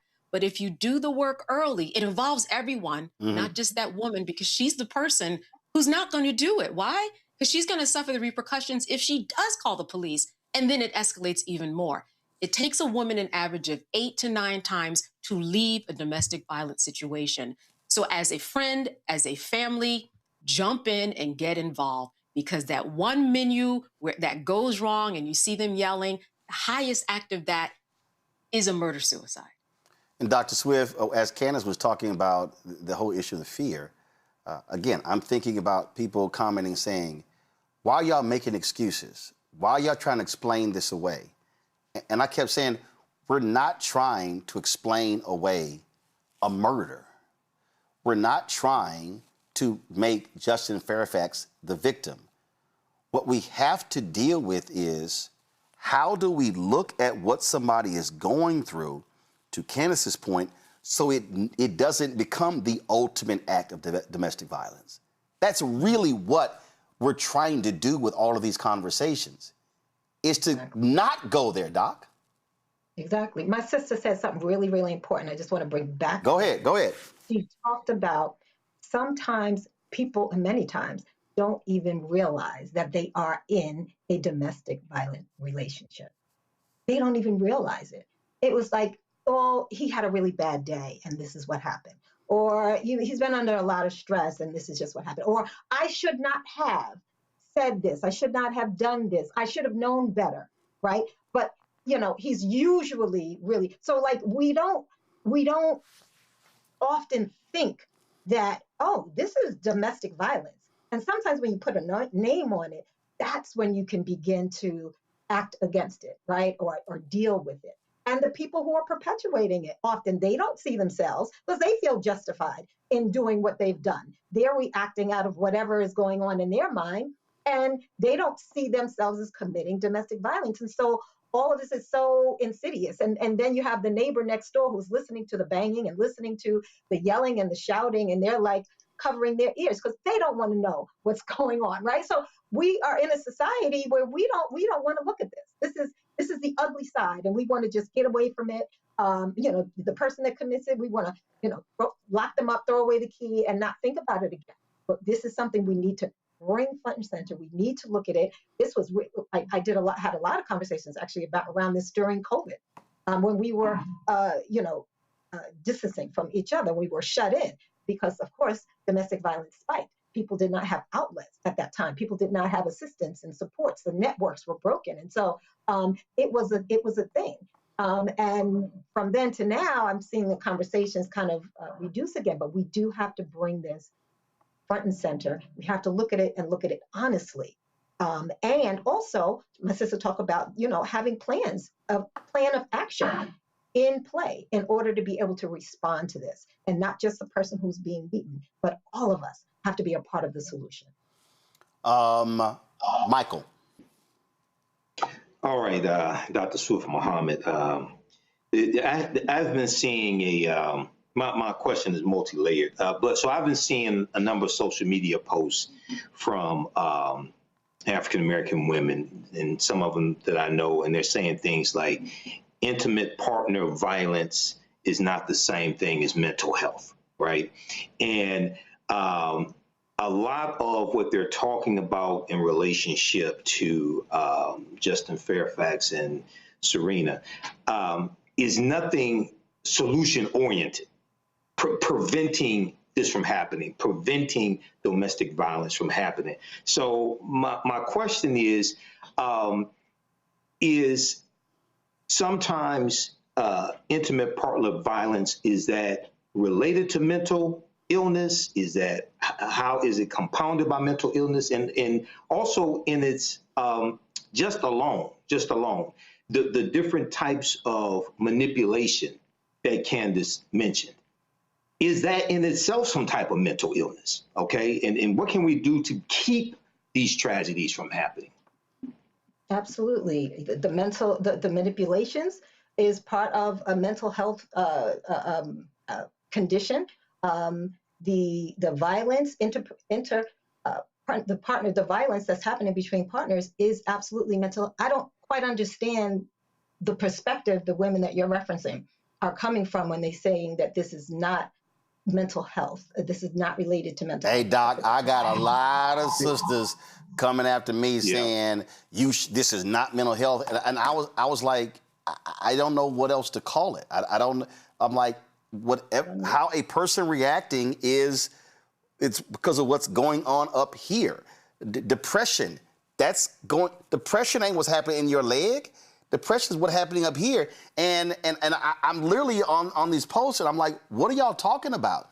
And they're like, well, if you call it mental health, that means that you're softening this. I'm like, no, it is a state of one's mental being. Yeah, that's what I was going to say, that the only thing that I can consider is that they're trying to position this in a way that it doesn't, perhaps they think that if you say this person is experiencing mental health illness, that it excuses them somehow. But it doesn't. It really doesn't. People still have to be accountable for what they do, how they act, how they treat other people, the risks that they put even upon themselves. So it is, in fact, a mental health issue. It deals with how we think, our emotions, our behaviors, our psychological presentation. These are mental health dynamics, right? And so it is absolutely, I don't know what else to say in that regard. It is mental health. And so this intimate partner violence is something that is happening, I would say often in the work that I've done, it's rooted in trauma for the people that are perpetuating it. These people are people who have experienced trauma, and they're perpetuating the cycles of trauma. And so that's mental health, right? That's mental illness. Many people are suffering from experiences of trauma, and it creates very dysfunctional ways of operating in the world, most particularly in relation to other people. I want to bring in Dr. Tony Prothero-Wiley, who's a licensed professional counselor. Dr. Wiley, glad to have you be a part of this, Tori, be a part of this conversation. Thank you for having me, Roland. I had a sister tell me last night, she called me about 1 o'clock in the morning. She said, Roland, these sisters, they're angry because they're going through grief. And I said, I understand that. I said, there are brothers who are also grieving. Mm-hmm. And she said, well, you got to give this a beat. And my response to her was, first of all, we all grieve differently. What I said is, there's nothing that right now, because we've got no direction from either family, when it comes, I said, I can't give to a scholarship fund for the kids. I can't do anything when it comes to therapy. I can't do any of those. I said, so there's nothing that I can do. I said, but what I can do while people are angry and grieving, I said, I can use my platform and my voice to address the issue of violence and how we need to be stopping it. And others said, well, now's not the time. And I said, well, I can't, I said, I don't want to wait a week because something else may happen. And so as folks are, as you responding, and they're on Threads and Twitter and Instagram, and folks are doing posts on my posts, and I didn't like that your post of Justin Fairfax, and you used too many photos of people smiling, and it's all different response. And I'm saying we will never be able to confront the violence that is happening if we don't confront the people who are committing the violence. Yes. Speak to that. So to the conversation that you and Dr. Swift were having about how the women are calling in, first and foremost, I just want to say thank you for this topic, because I do think that we are at a pivotal point between Black men and Black women. Our community is truly at each other's throats when it comes to intimacy, love, and being able to emote. And so I agree to what you're saying from the standpoint of this is an opportune moment to talk about violence and how this got out of control.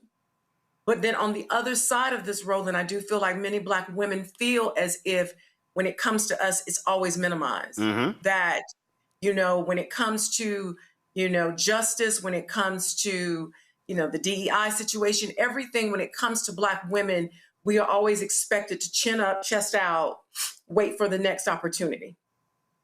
And so in lieu of that, what I'm saying is we all got to come to a place of empathy for both sides. The issue is we're led by an administration that has no empathy. We are led by people in corporate America and in legal, the legal industry and in any industry, the university industry, the educational industry. We are led by people now that show no empathy, that it's always the worst case scenario and the worst verdict for that worst case scenario. So empathy must come into play. Self-awareness must come into play. We got a lot of people walking around, and because of these things, we feel like we're not connected. There's a distance. There's an emotional distance and delay because of this and because of AI and all the other things technologically going on. But the gift of empathy is leaving. And so that's the thing that I feel like if we can start to really talk about humanity, let's leave the gender thing along. Let's leave the race thing along and focus on simple conversations around humanness. We will be in a different place. Dr. Swift, I posted a clip from one of the brothers last night, and a sister jumps on my page. She says, men talking to other men ain't gonna solve nothing. They need help. And my response to her was, you clearly didn't listen to the show.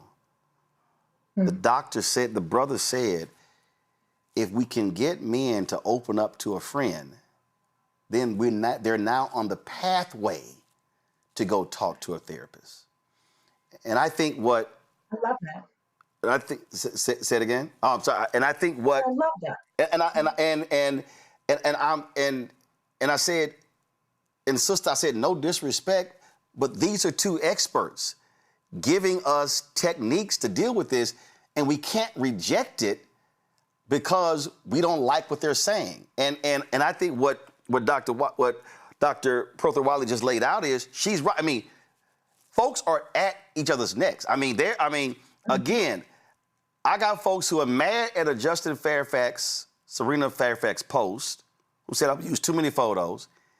And then when the Boule asked me to take it down because their logo was in it, not delete it, then they mad because I didn't take it down because the critics made me do it, because they made me do it. I was like, well, hold up, but you wanted it down. And so folks are going back and forth, and folks have been hitting me like, Ro, you good? I said, y'all, I've been doing columns since I was 17 years old.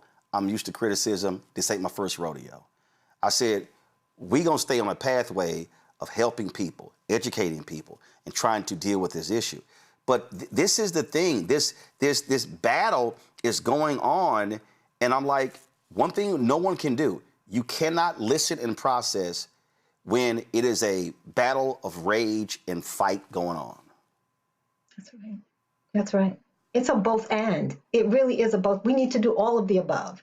You know, I'm focusing on, because this conversation is talking about those who are perpetrating the harm, the violence. And Dr. Prothero Wiley so appropriately brings in the empathy for the women who are angry, who are always, not just in these instances, right? We're always told chin up, chest out, go forward, bite the bullet. Just handle it, suck it up, right? And so all of it is needed. And I don't know why we get into these very petty, conflicts over these teeny things. We need to do it definitely is a both and. We need to do all of this. We need to hold empathy for those who are being victimized. We need to hold empathy also, unpopular though it might be, for those who are victimizing, right? To understand it. And then we need to bring this family back together again in the end. So the digging and understanding is not just to identify a problem, as it were, and throw the person away. The digging is for the point of helping us to understand and for them to understand what's going on, why they did what they did, and to own accountability for the harm, because studies show that's when reform happens, right? Reform doesn't happen because I go to jail for 10 years, 20 years, or what have you. Reform happens when I am contrite because I recognize that I harmed someone and I don't like the fact that I did what I did. That's where restorative practice comes into play. Dr. Prothero Wiley, as you were talking, a sister sent me this text this morning. And she said, I have a master's in psychology. have dealt with domestic violence. She says, Roland, this is something men need to figure out. She said, I've talked, because when you talk about the human aspect, that's what triggered this. She said, women can't solve this, especially now. She said, we don't even have the empathy to understand or the capacity to take this on. Now, these are her words, and I'm not judging her. She said, men, this is a moment when men need to be speaking up. And the reason that I say that is because I told the story when I was at CNN and when the Chris Brown-Rihanna situation happened, the domestic violence situation. I surveyed every network, and every time I saw the discussion, it was always women. And I said, why are we not seeing men talk about domestic violence? And so when I got the feeling for Campbell Brown, I said, I want an all-male panel. The producers hated it. They hated it. I wanted Kevin Powell to come on because Kevin Powell had been openly talked about abusing women and how he had to, as Dr. Swift said, go through repair, and he talked about it.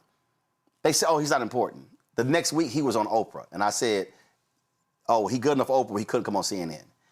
But what was crazy, and so ever since then, I kept saying, we cannot confront domestic violence and not have men a part of the equation. So somebody told me, why don't you have 2 male psychologists? I said, because I needed men talking about the problem.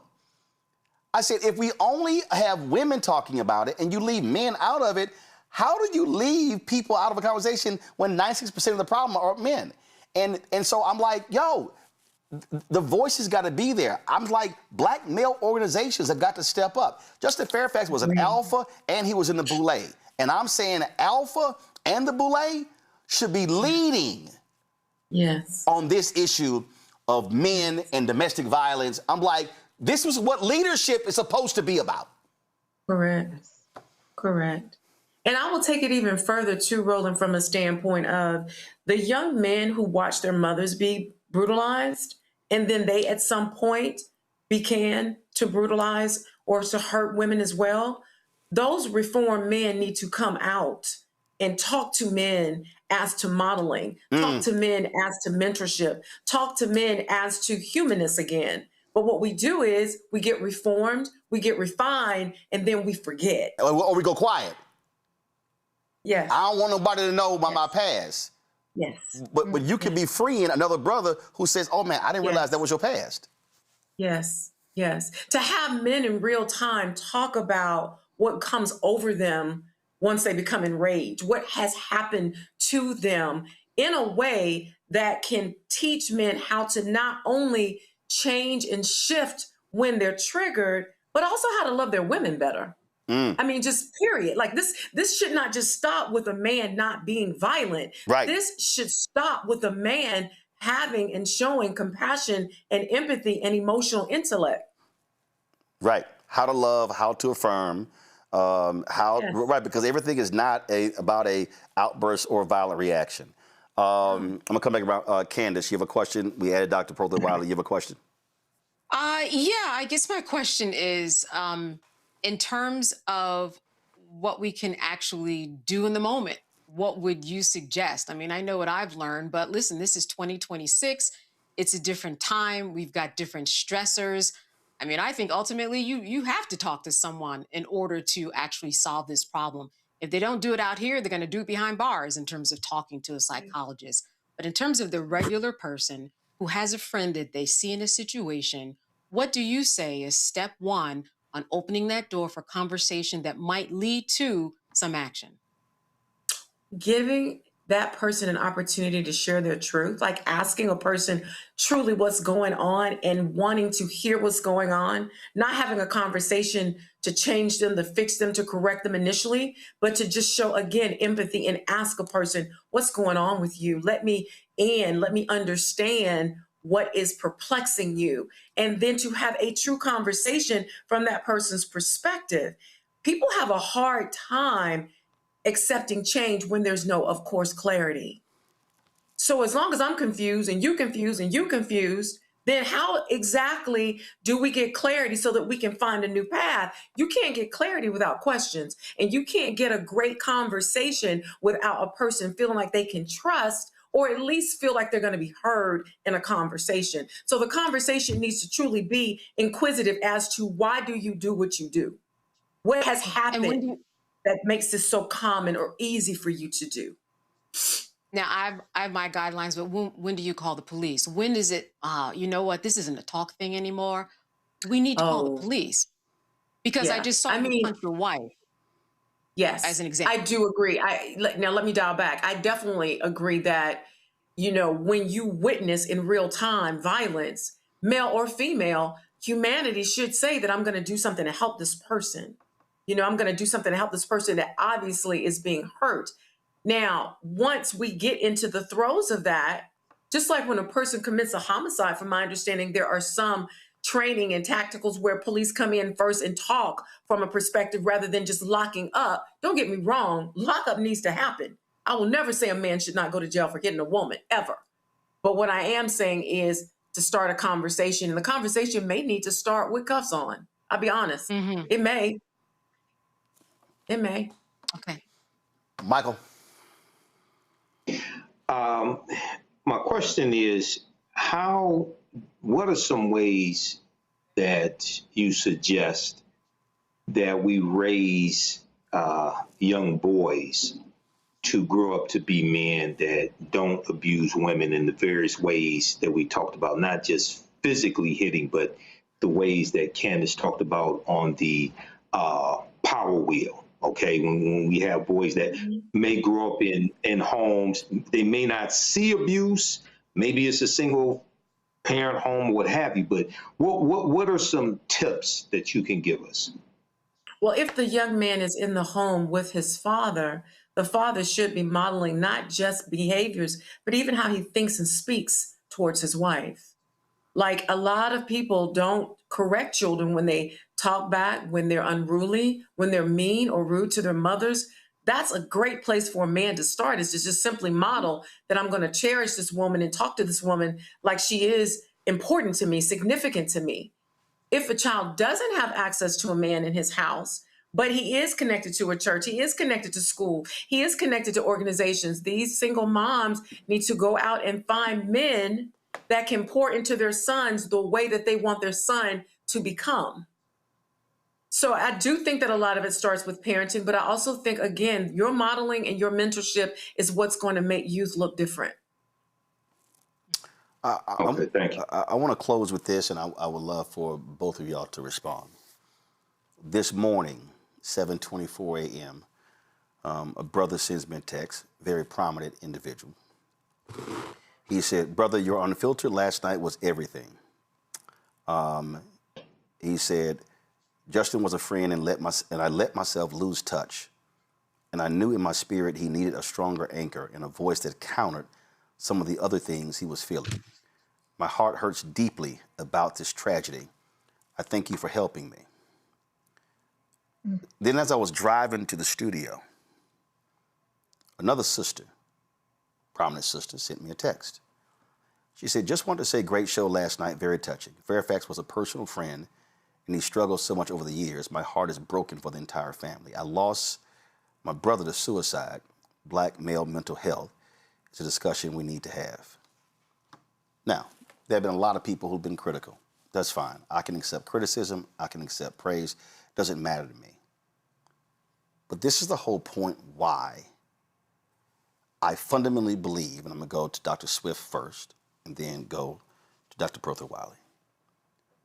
This is why you can't wait. Because what has happened, I have heard from brothers who, since this murder-suicide, are checking on friends of theirs.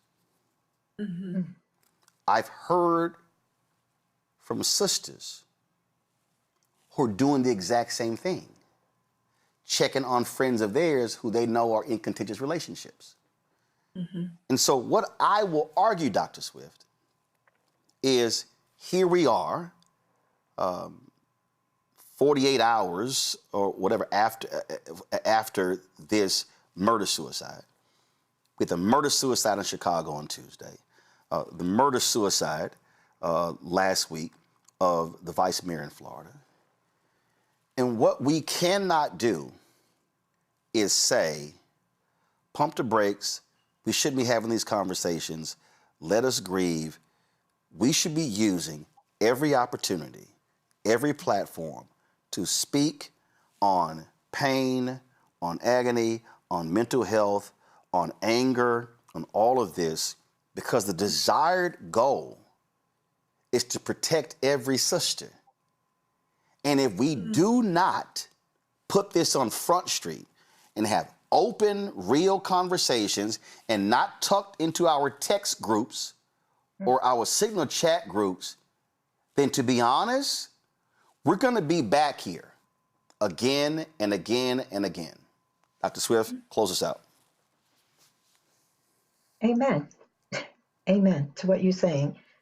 All of the above. And I'm going to say again, we need to do everything. It has to be a both and. There might be people who it's just too much.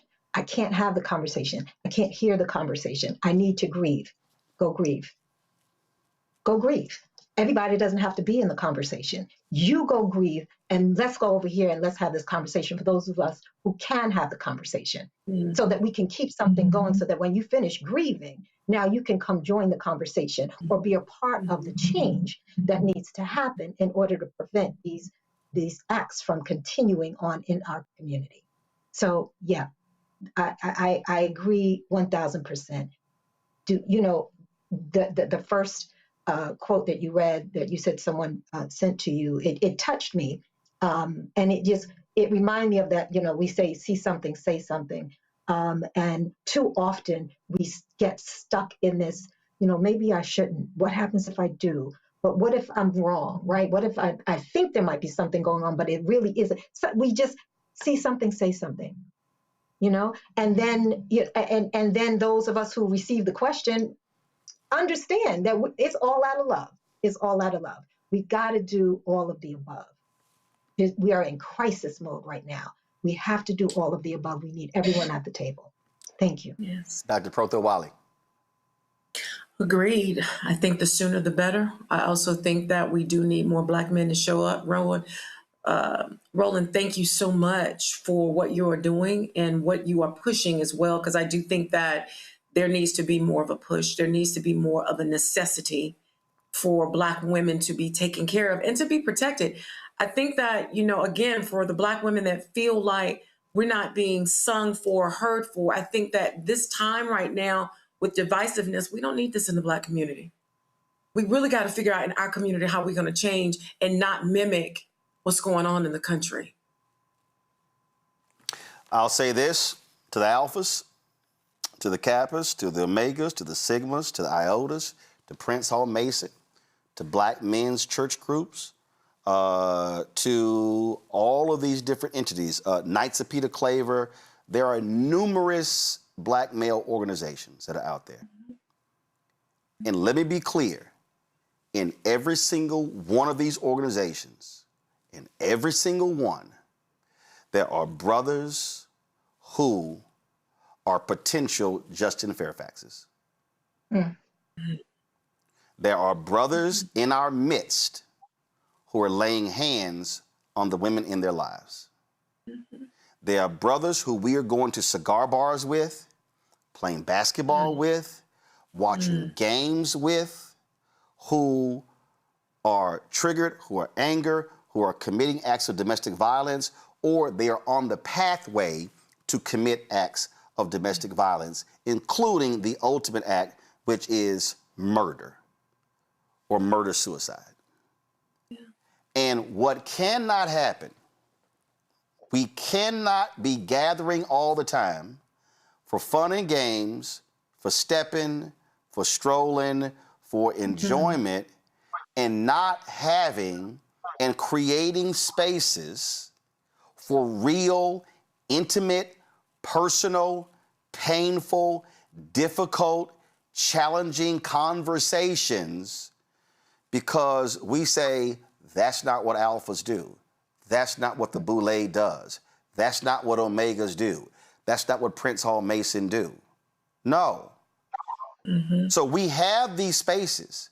And then what we have to also then do is begin to open the doors of the church, open the doors of our organizations to brothers who are not in our circles, to say, if y'all need a place to come talk, to come share, to come deal with this, then come here as well.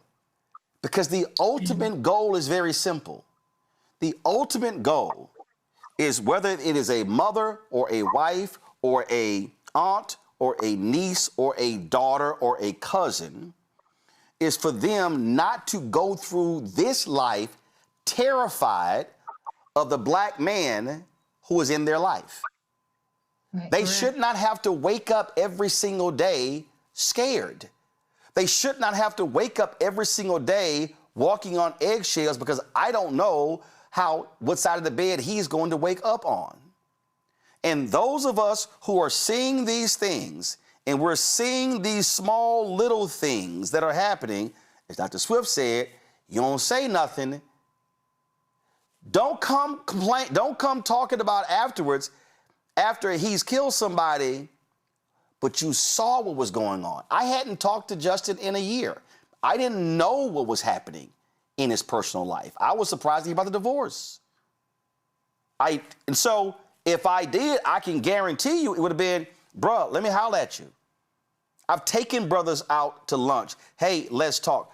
Because what we have to recognize is there is a cone of silence among black men who believe that it is weak to talk and to share.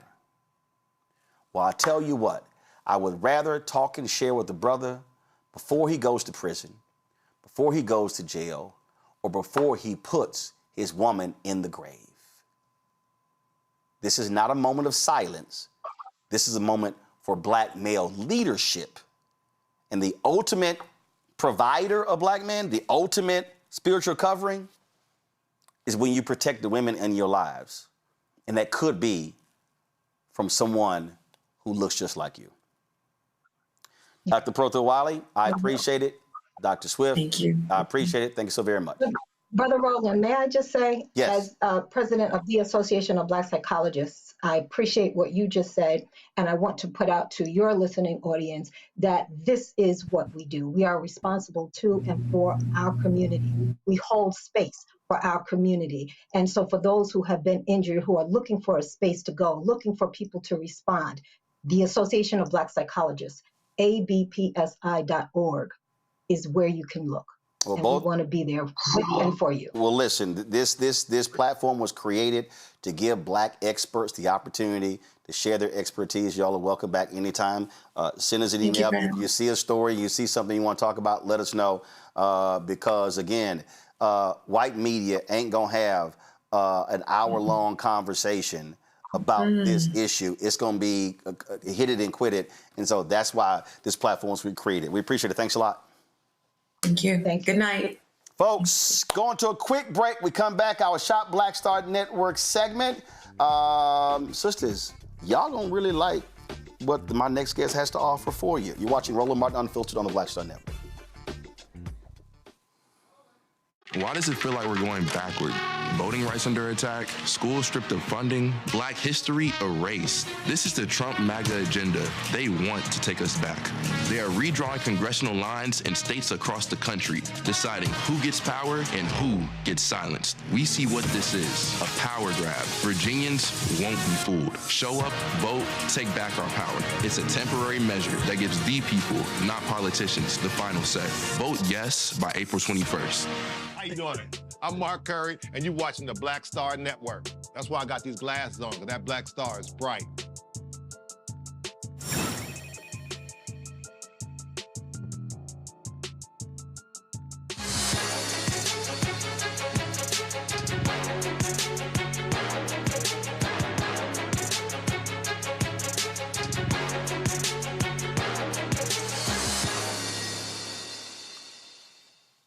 Ladies, are you looking for something comfortable, affordable, day wear, or lounge wear? Well, Everyday Ritual has something for you. The co-owners are Adrian Gordon and Rana Farshuk. And Adrian is here with us right now to talk about their luxurious and stylish outfits. All right, take us through this. All right, where did this idea come from? So what happened? You were just sitting around and you were like, this is not really comfortable. First of all, thank you for having me. And kudos for tackling such a heavy subject in our community. It's really, really interesting. I appreciate it. You talk about that. So everyday ritual. It started with a conversation with my husband, actually, right after I had a child, maybe roughly 8 years in. And he was like, "What are you wearing, around the house? What is that Giants t-shirt with the grease stains on it?" And so on and so forth. And I was like, "You don't like this? This ain't doing it for you?" And he's like, "Babe, let me get you something. Let me, because you used to look a little cute around the house." And I said, no, let me go look for myself. I'll find something. And I started looking for comfortable cotton, natural fibers, loungewear, sleepwear I could wear. I have son, so I could wear around my son and still feel pretty, but also be comfortable. I worked outside the home. Mom, wife, daughter, sister, all the things that we do. And I needed something that was sustainable, washable. I didn't need to be $1 million. And so that's where it came from. And when we relocated out to California, I hooked up with my old friend, Raina, my old colleague. We'd worked together in the past. And she was like, "What do you want to do?" And I said, "I don't know." She's like, "Let's make something." And I said, "Sleepwear, pajamas, loungewear." Because I couldn't find it, in all natural fibers for under $300. Well, so here's one of the outfits, this little short little thing right here. That's a baby doll. Mm-hmm. Okay, this is the baby doll right here. Okay, all right, so let's see here. It's got chest support. It's got built-in chest support. So you don't, ladies, it holds you up a little bit when you're walking around. Oh, built-in. Oh, I see. Okay, sleeve. I was looking like, hold on, what are we talking about here? Okay, I see. All right, the built-in chest support. Okay, and then we've got without being restrictive. Actually, this is pretty cool. So I wouldn't be surprised if you see some. Caftan. That's our number one selling item, hands down. It's the Tracy caftan. You can throw it on. You can travel in it. You can. Roll Oh yeah, hey. Well, Adrian, the reason I jumped because I've got about 8 or 10 caftans, and for the dudes who don't have no passports, it's not a dress. There are men in many African countries, in many Asian countries, who wear caftans, so it ain't a dress. Mm-hmm. So that's why the moment I immediately saw this and I said, well, this could be loungewear, I wouldn't be surprised if the folks say, yo, I can go ahead and rock this and wear it to the, matter of fact, hold up, y'all need to switch to the other camera because I can't properly show the dress because y'all next shot. Yeah, there you go. Okay, switch to that shot. Get your model. Oh, I'm trying to get them so they can actually see. No. Go to the other one in front of the Black Star Network products so they can see the full dress. Okay, so here we go. So this is the full caftan right here. Drop the lower third, please. Drop the lower third. Drop the lower third. There you go. Side all right. slits to show off your legs. There you go. Button up. The sleeves are adjustable too. And again, first of all, it does feel great. It feels absolutely great. And that's the thing what I love about caftans. Boom, you just throw them on. It's like, all right, let's go. I can chill, I can relax, and it's pretty cool. So, but you said this is your best-selling one? It's our number one selling item. It has a following now. You can belt it, throw it on, go to Whole Foods, go wherever you're going, wear it around the house, sleep in it, wear it by the pool, wherever. Put it on a Zoom, put some jewelry on and zhuzh it up at the top and you'll be presentable. How many different products do y'all now have? Everyday Ritual probably has about 85 to 100 SKUs. So different items from pajamas to loungewear to dusters, things you can throw on, T-shirts. And all of it is in cotton or silk. Okay. All right. Cool. Candace, you got a question? Yes. So in terms of designing it, what was your input in that and what's next? I know there's always something next for people who are in business on their own. Well, my business partner who couldn't be here, Raina, together, we've designed before in the past and together. And so where she's super technical and great with just how to construct a garment, because I don't sew. I'm better at what is saleable, like what feels good, what will fit, what consumers would want. So if the neckline is here, it should be there, So we work together on it, to make sure that has mass appeal. so that everybody can wear it. It's multi-generational. You can get something for yourself, you can get something for your daughter, and you can get something for your mom or your auntie. So we try to make sure there's a little something in there for everybody. And the baby doll is pretty bouncy. Michael, what's the question? All right, so putting my entrepreneurship teacher hat on, how do you distribute your garments? Is it only online, or you? Boy, they distribute it on shopblackstarnetwork.com, Michael. That's what Michael. This is called the shopblackstarnetwork.com segment. So I understand, Michael. I was waiting for it. Michael, we're distributing them on shopblackstarnetwork.com. Right. Okay. Yes. So you got that, but are they at Michael? They're distributing on shopblackstarnetwork.com. Okay. So my next question would be, what is your most popular item on the blackstarnetwork.com? She just told you. She said it's the caftan. It'll probably be the caftan. Okay. Oh, it'll caftan. probably Okay. be the caftan, because at shopblackstarnetwork.com, we have given an incentive. The pricing is much lower than you can Google anywhere else. So your viewers, Roland, have really great pricing. We've, dare I say, discounted it because we wanted your viewers to have an incentive to support shopblackstarnetwork.com. Absolutely. So so for everybody who paying attention, who need to, like Michael, we created this marketplace because let me be real clear, we created this marketplace because a lot of Black-owned companies do not have marketing dollars and getting their products out. And when you're supporting these products, you're also supporting this show. And so we get a part of the proceeds. That's how we're able to keep this thing going. And so when Michael's like, well, where else can you get it? We want you to go to shopblackstarnetwork.com. That's the whole point. Right. Of course, yeah, we want them to do that. Now, here's the inspiration, Roland. Here's the inspiration right here. What's that? Hold up, I can't. Can you see him? Oh, yeah, there you go. He was like, hey, baby, you got to put on something else. So so him looking for something else. First of all, what's his name? This is Galen. Galen. What? Oh, hold up. I don't even see the monitor. That's why. You can't see. No, I couldn't. Now I see it. Oh, Galen Gordon. My ball. Okay, all right. See, first of all, Adrian, how you didn't say that earlier? Y'all, I've been knowing Galen for like 20-some-odd years. Yeah, I can hear Galen say, baby, you're going to put on something else because that ain't doing it. That ain't doing it. So, that ain't doing it. So, glad to see both of y'all.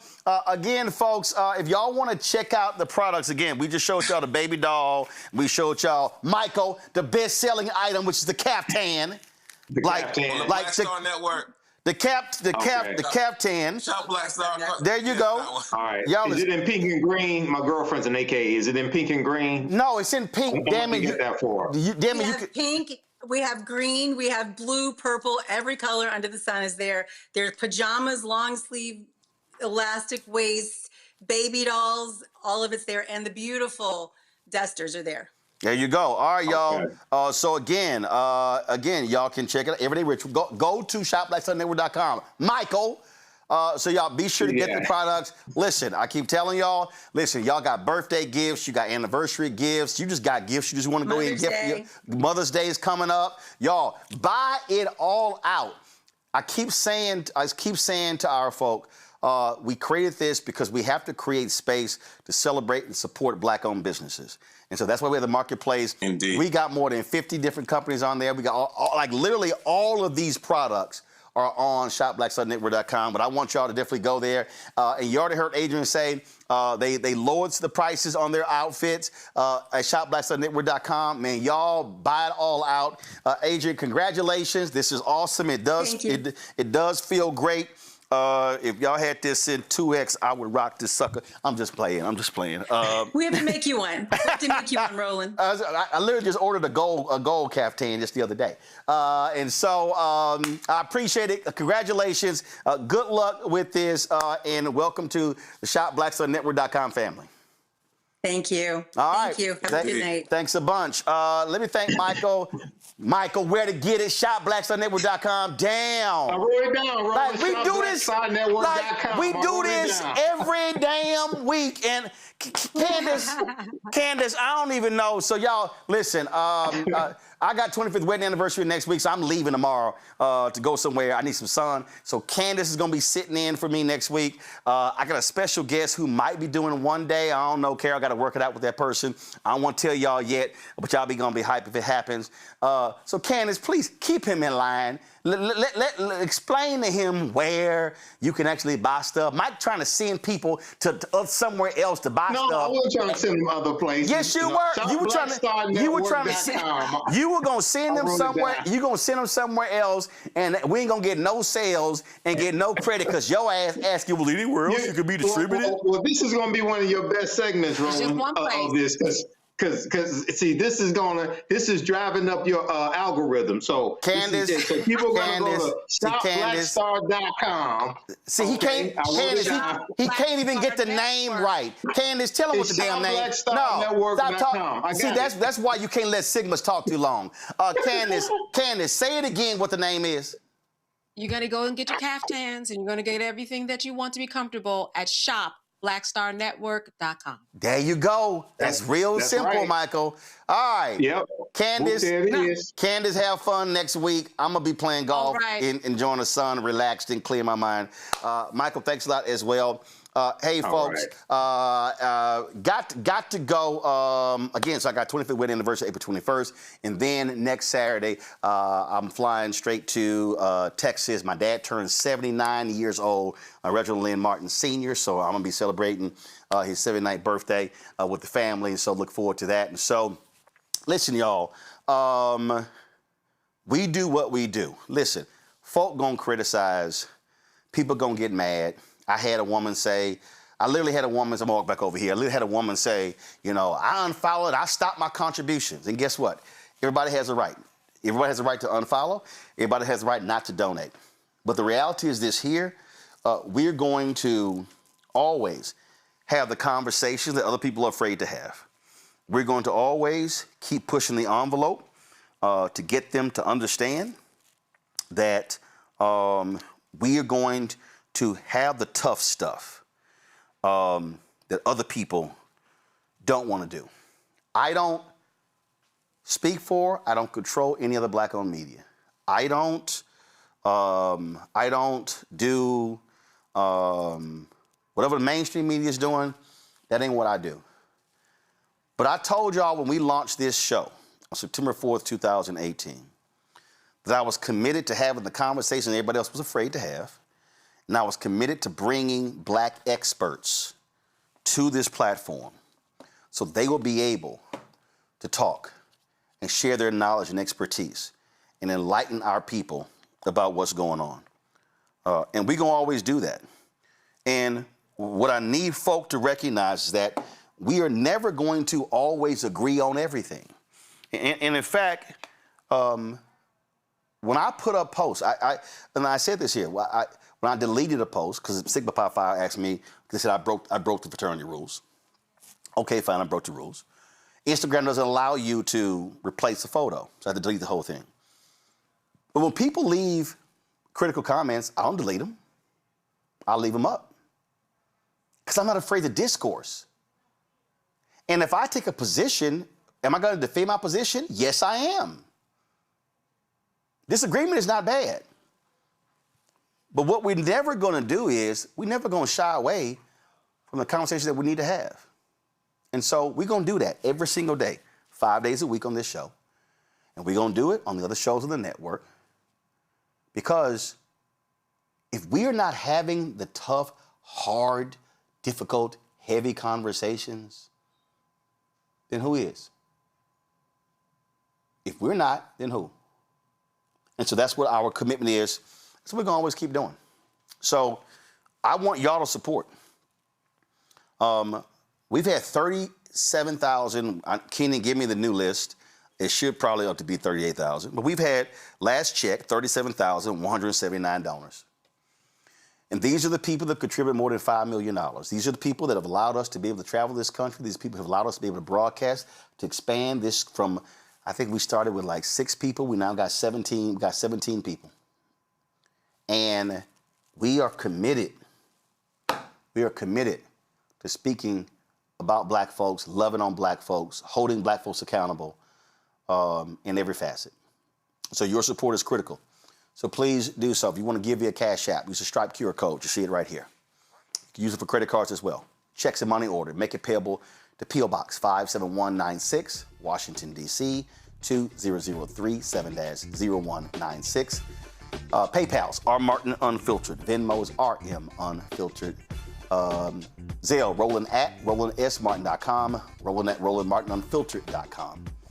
Download the Black Star Network app. Apple phone, Android phone, Apple TV, Android TV, Roku, Amazon Fire TV, Samsung Smart TV. If you want to get our Roland Martin Unfiltered swag, please go to shopblackstarnetwork.com, Michael. Shopblackstarnetwork.com for our t-shirts, hoodies, wall art, mugs, and all that good stuff. And support our black-owned companies that are on there as well. Please do so, because that is critically important. So again, we just had the founders of Everyday Ritual, and we just had Adrian on, and so support them.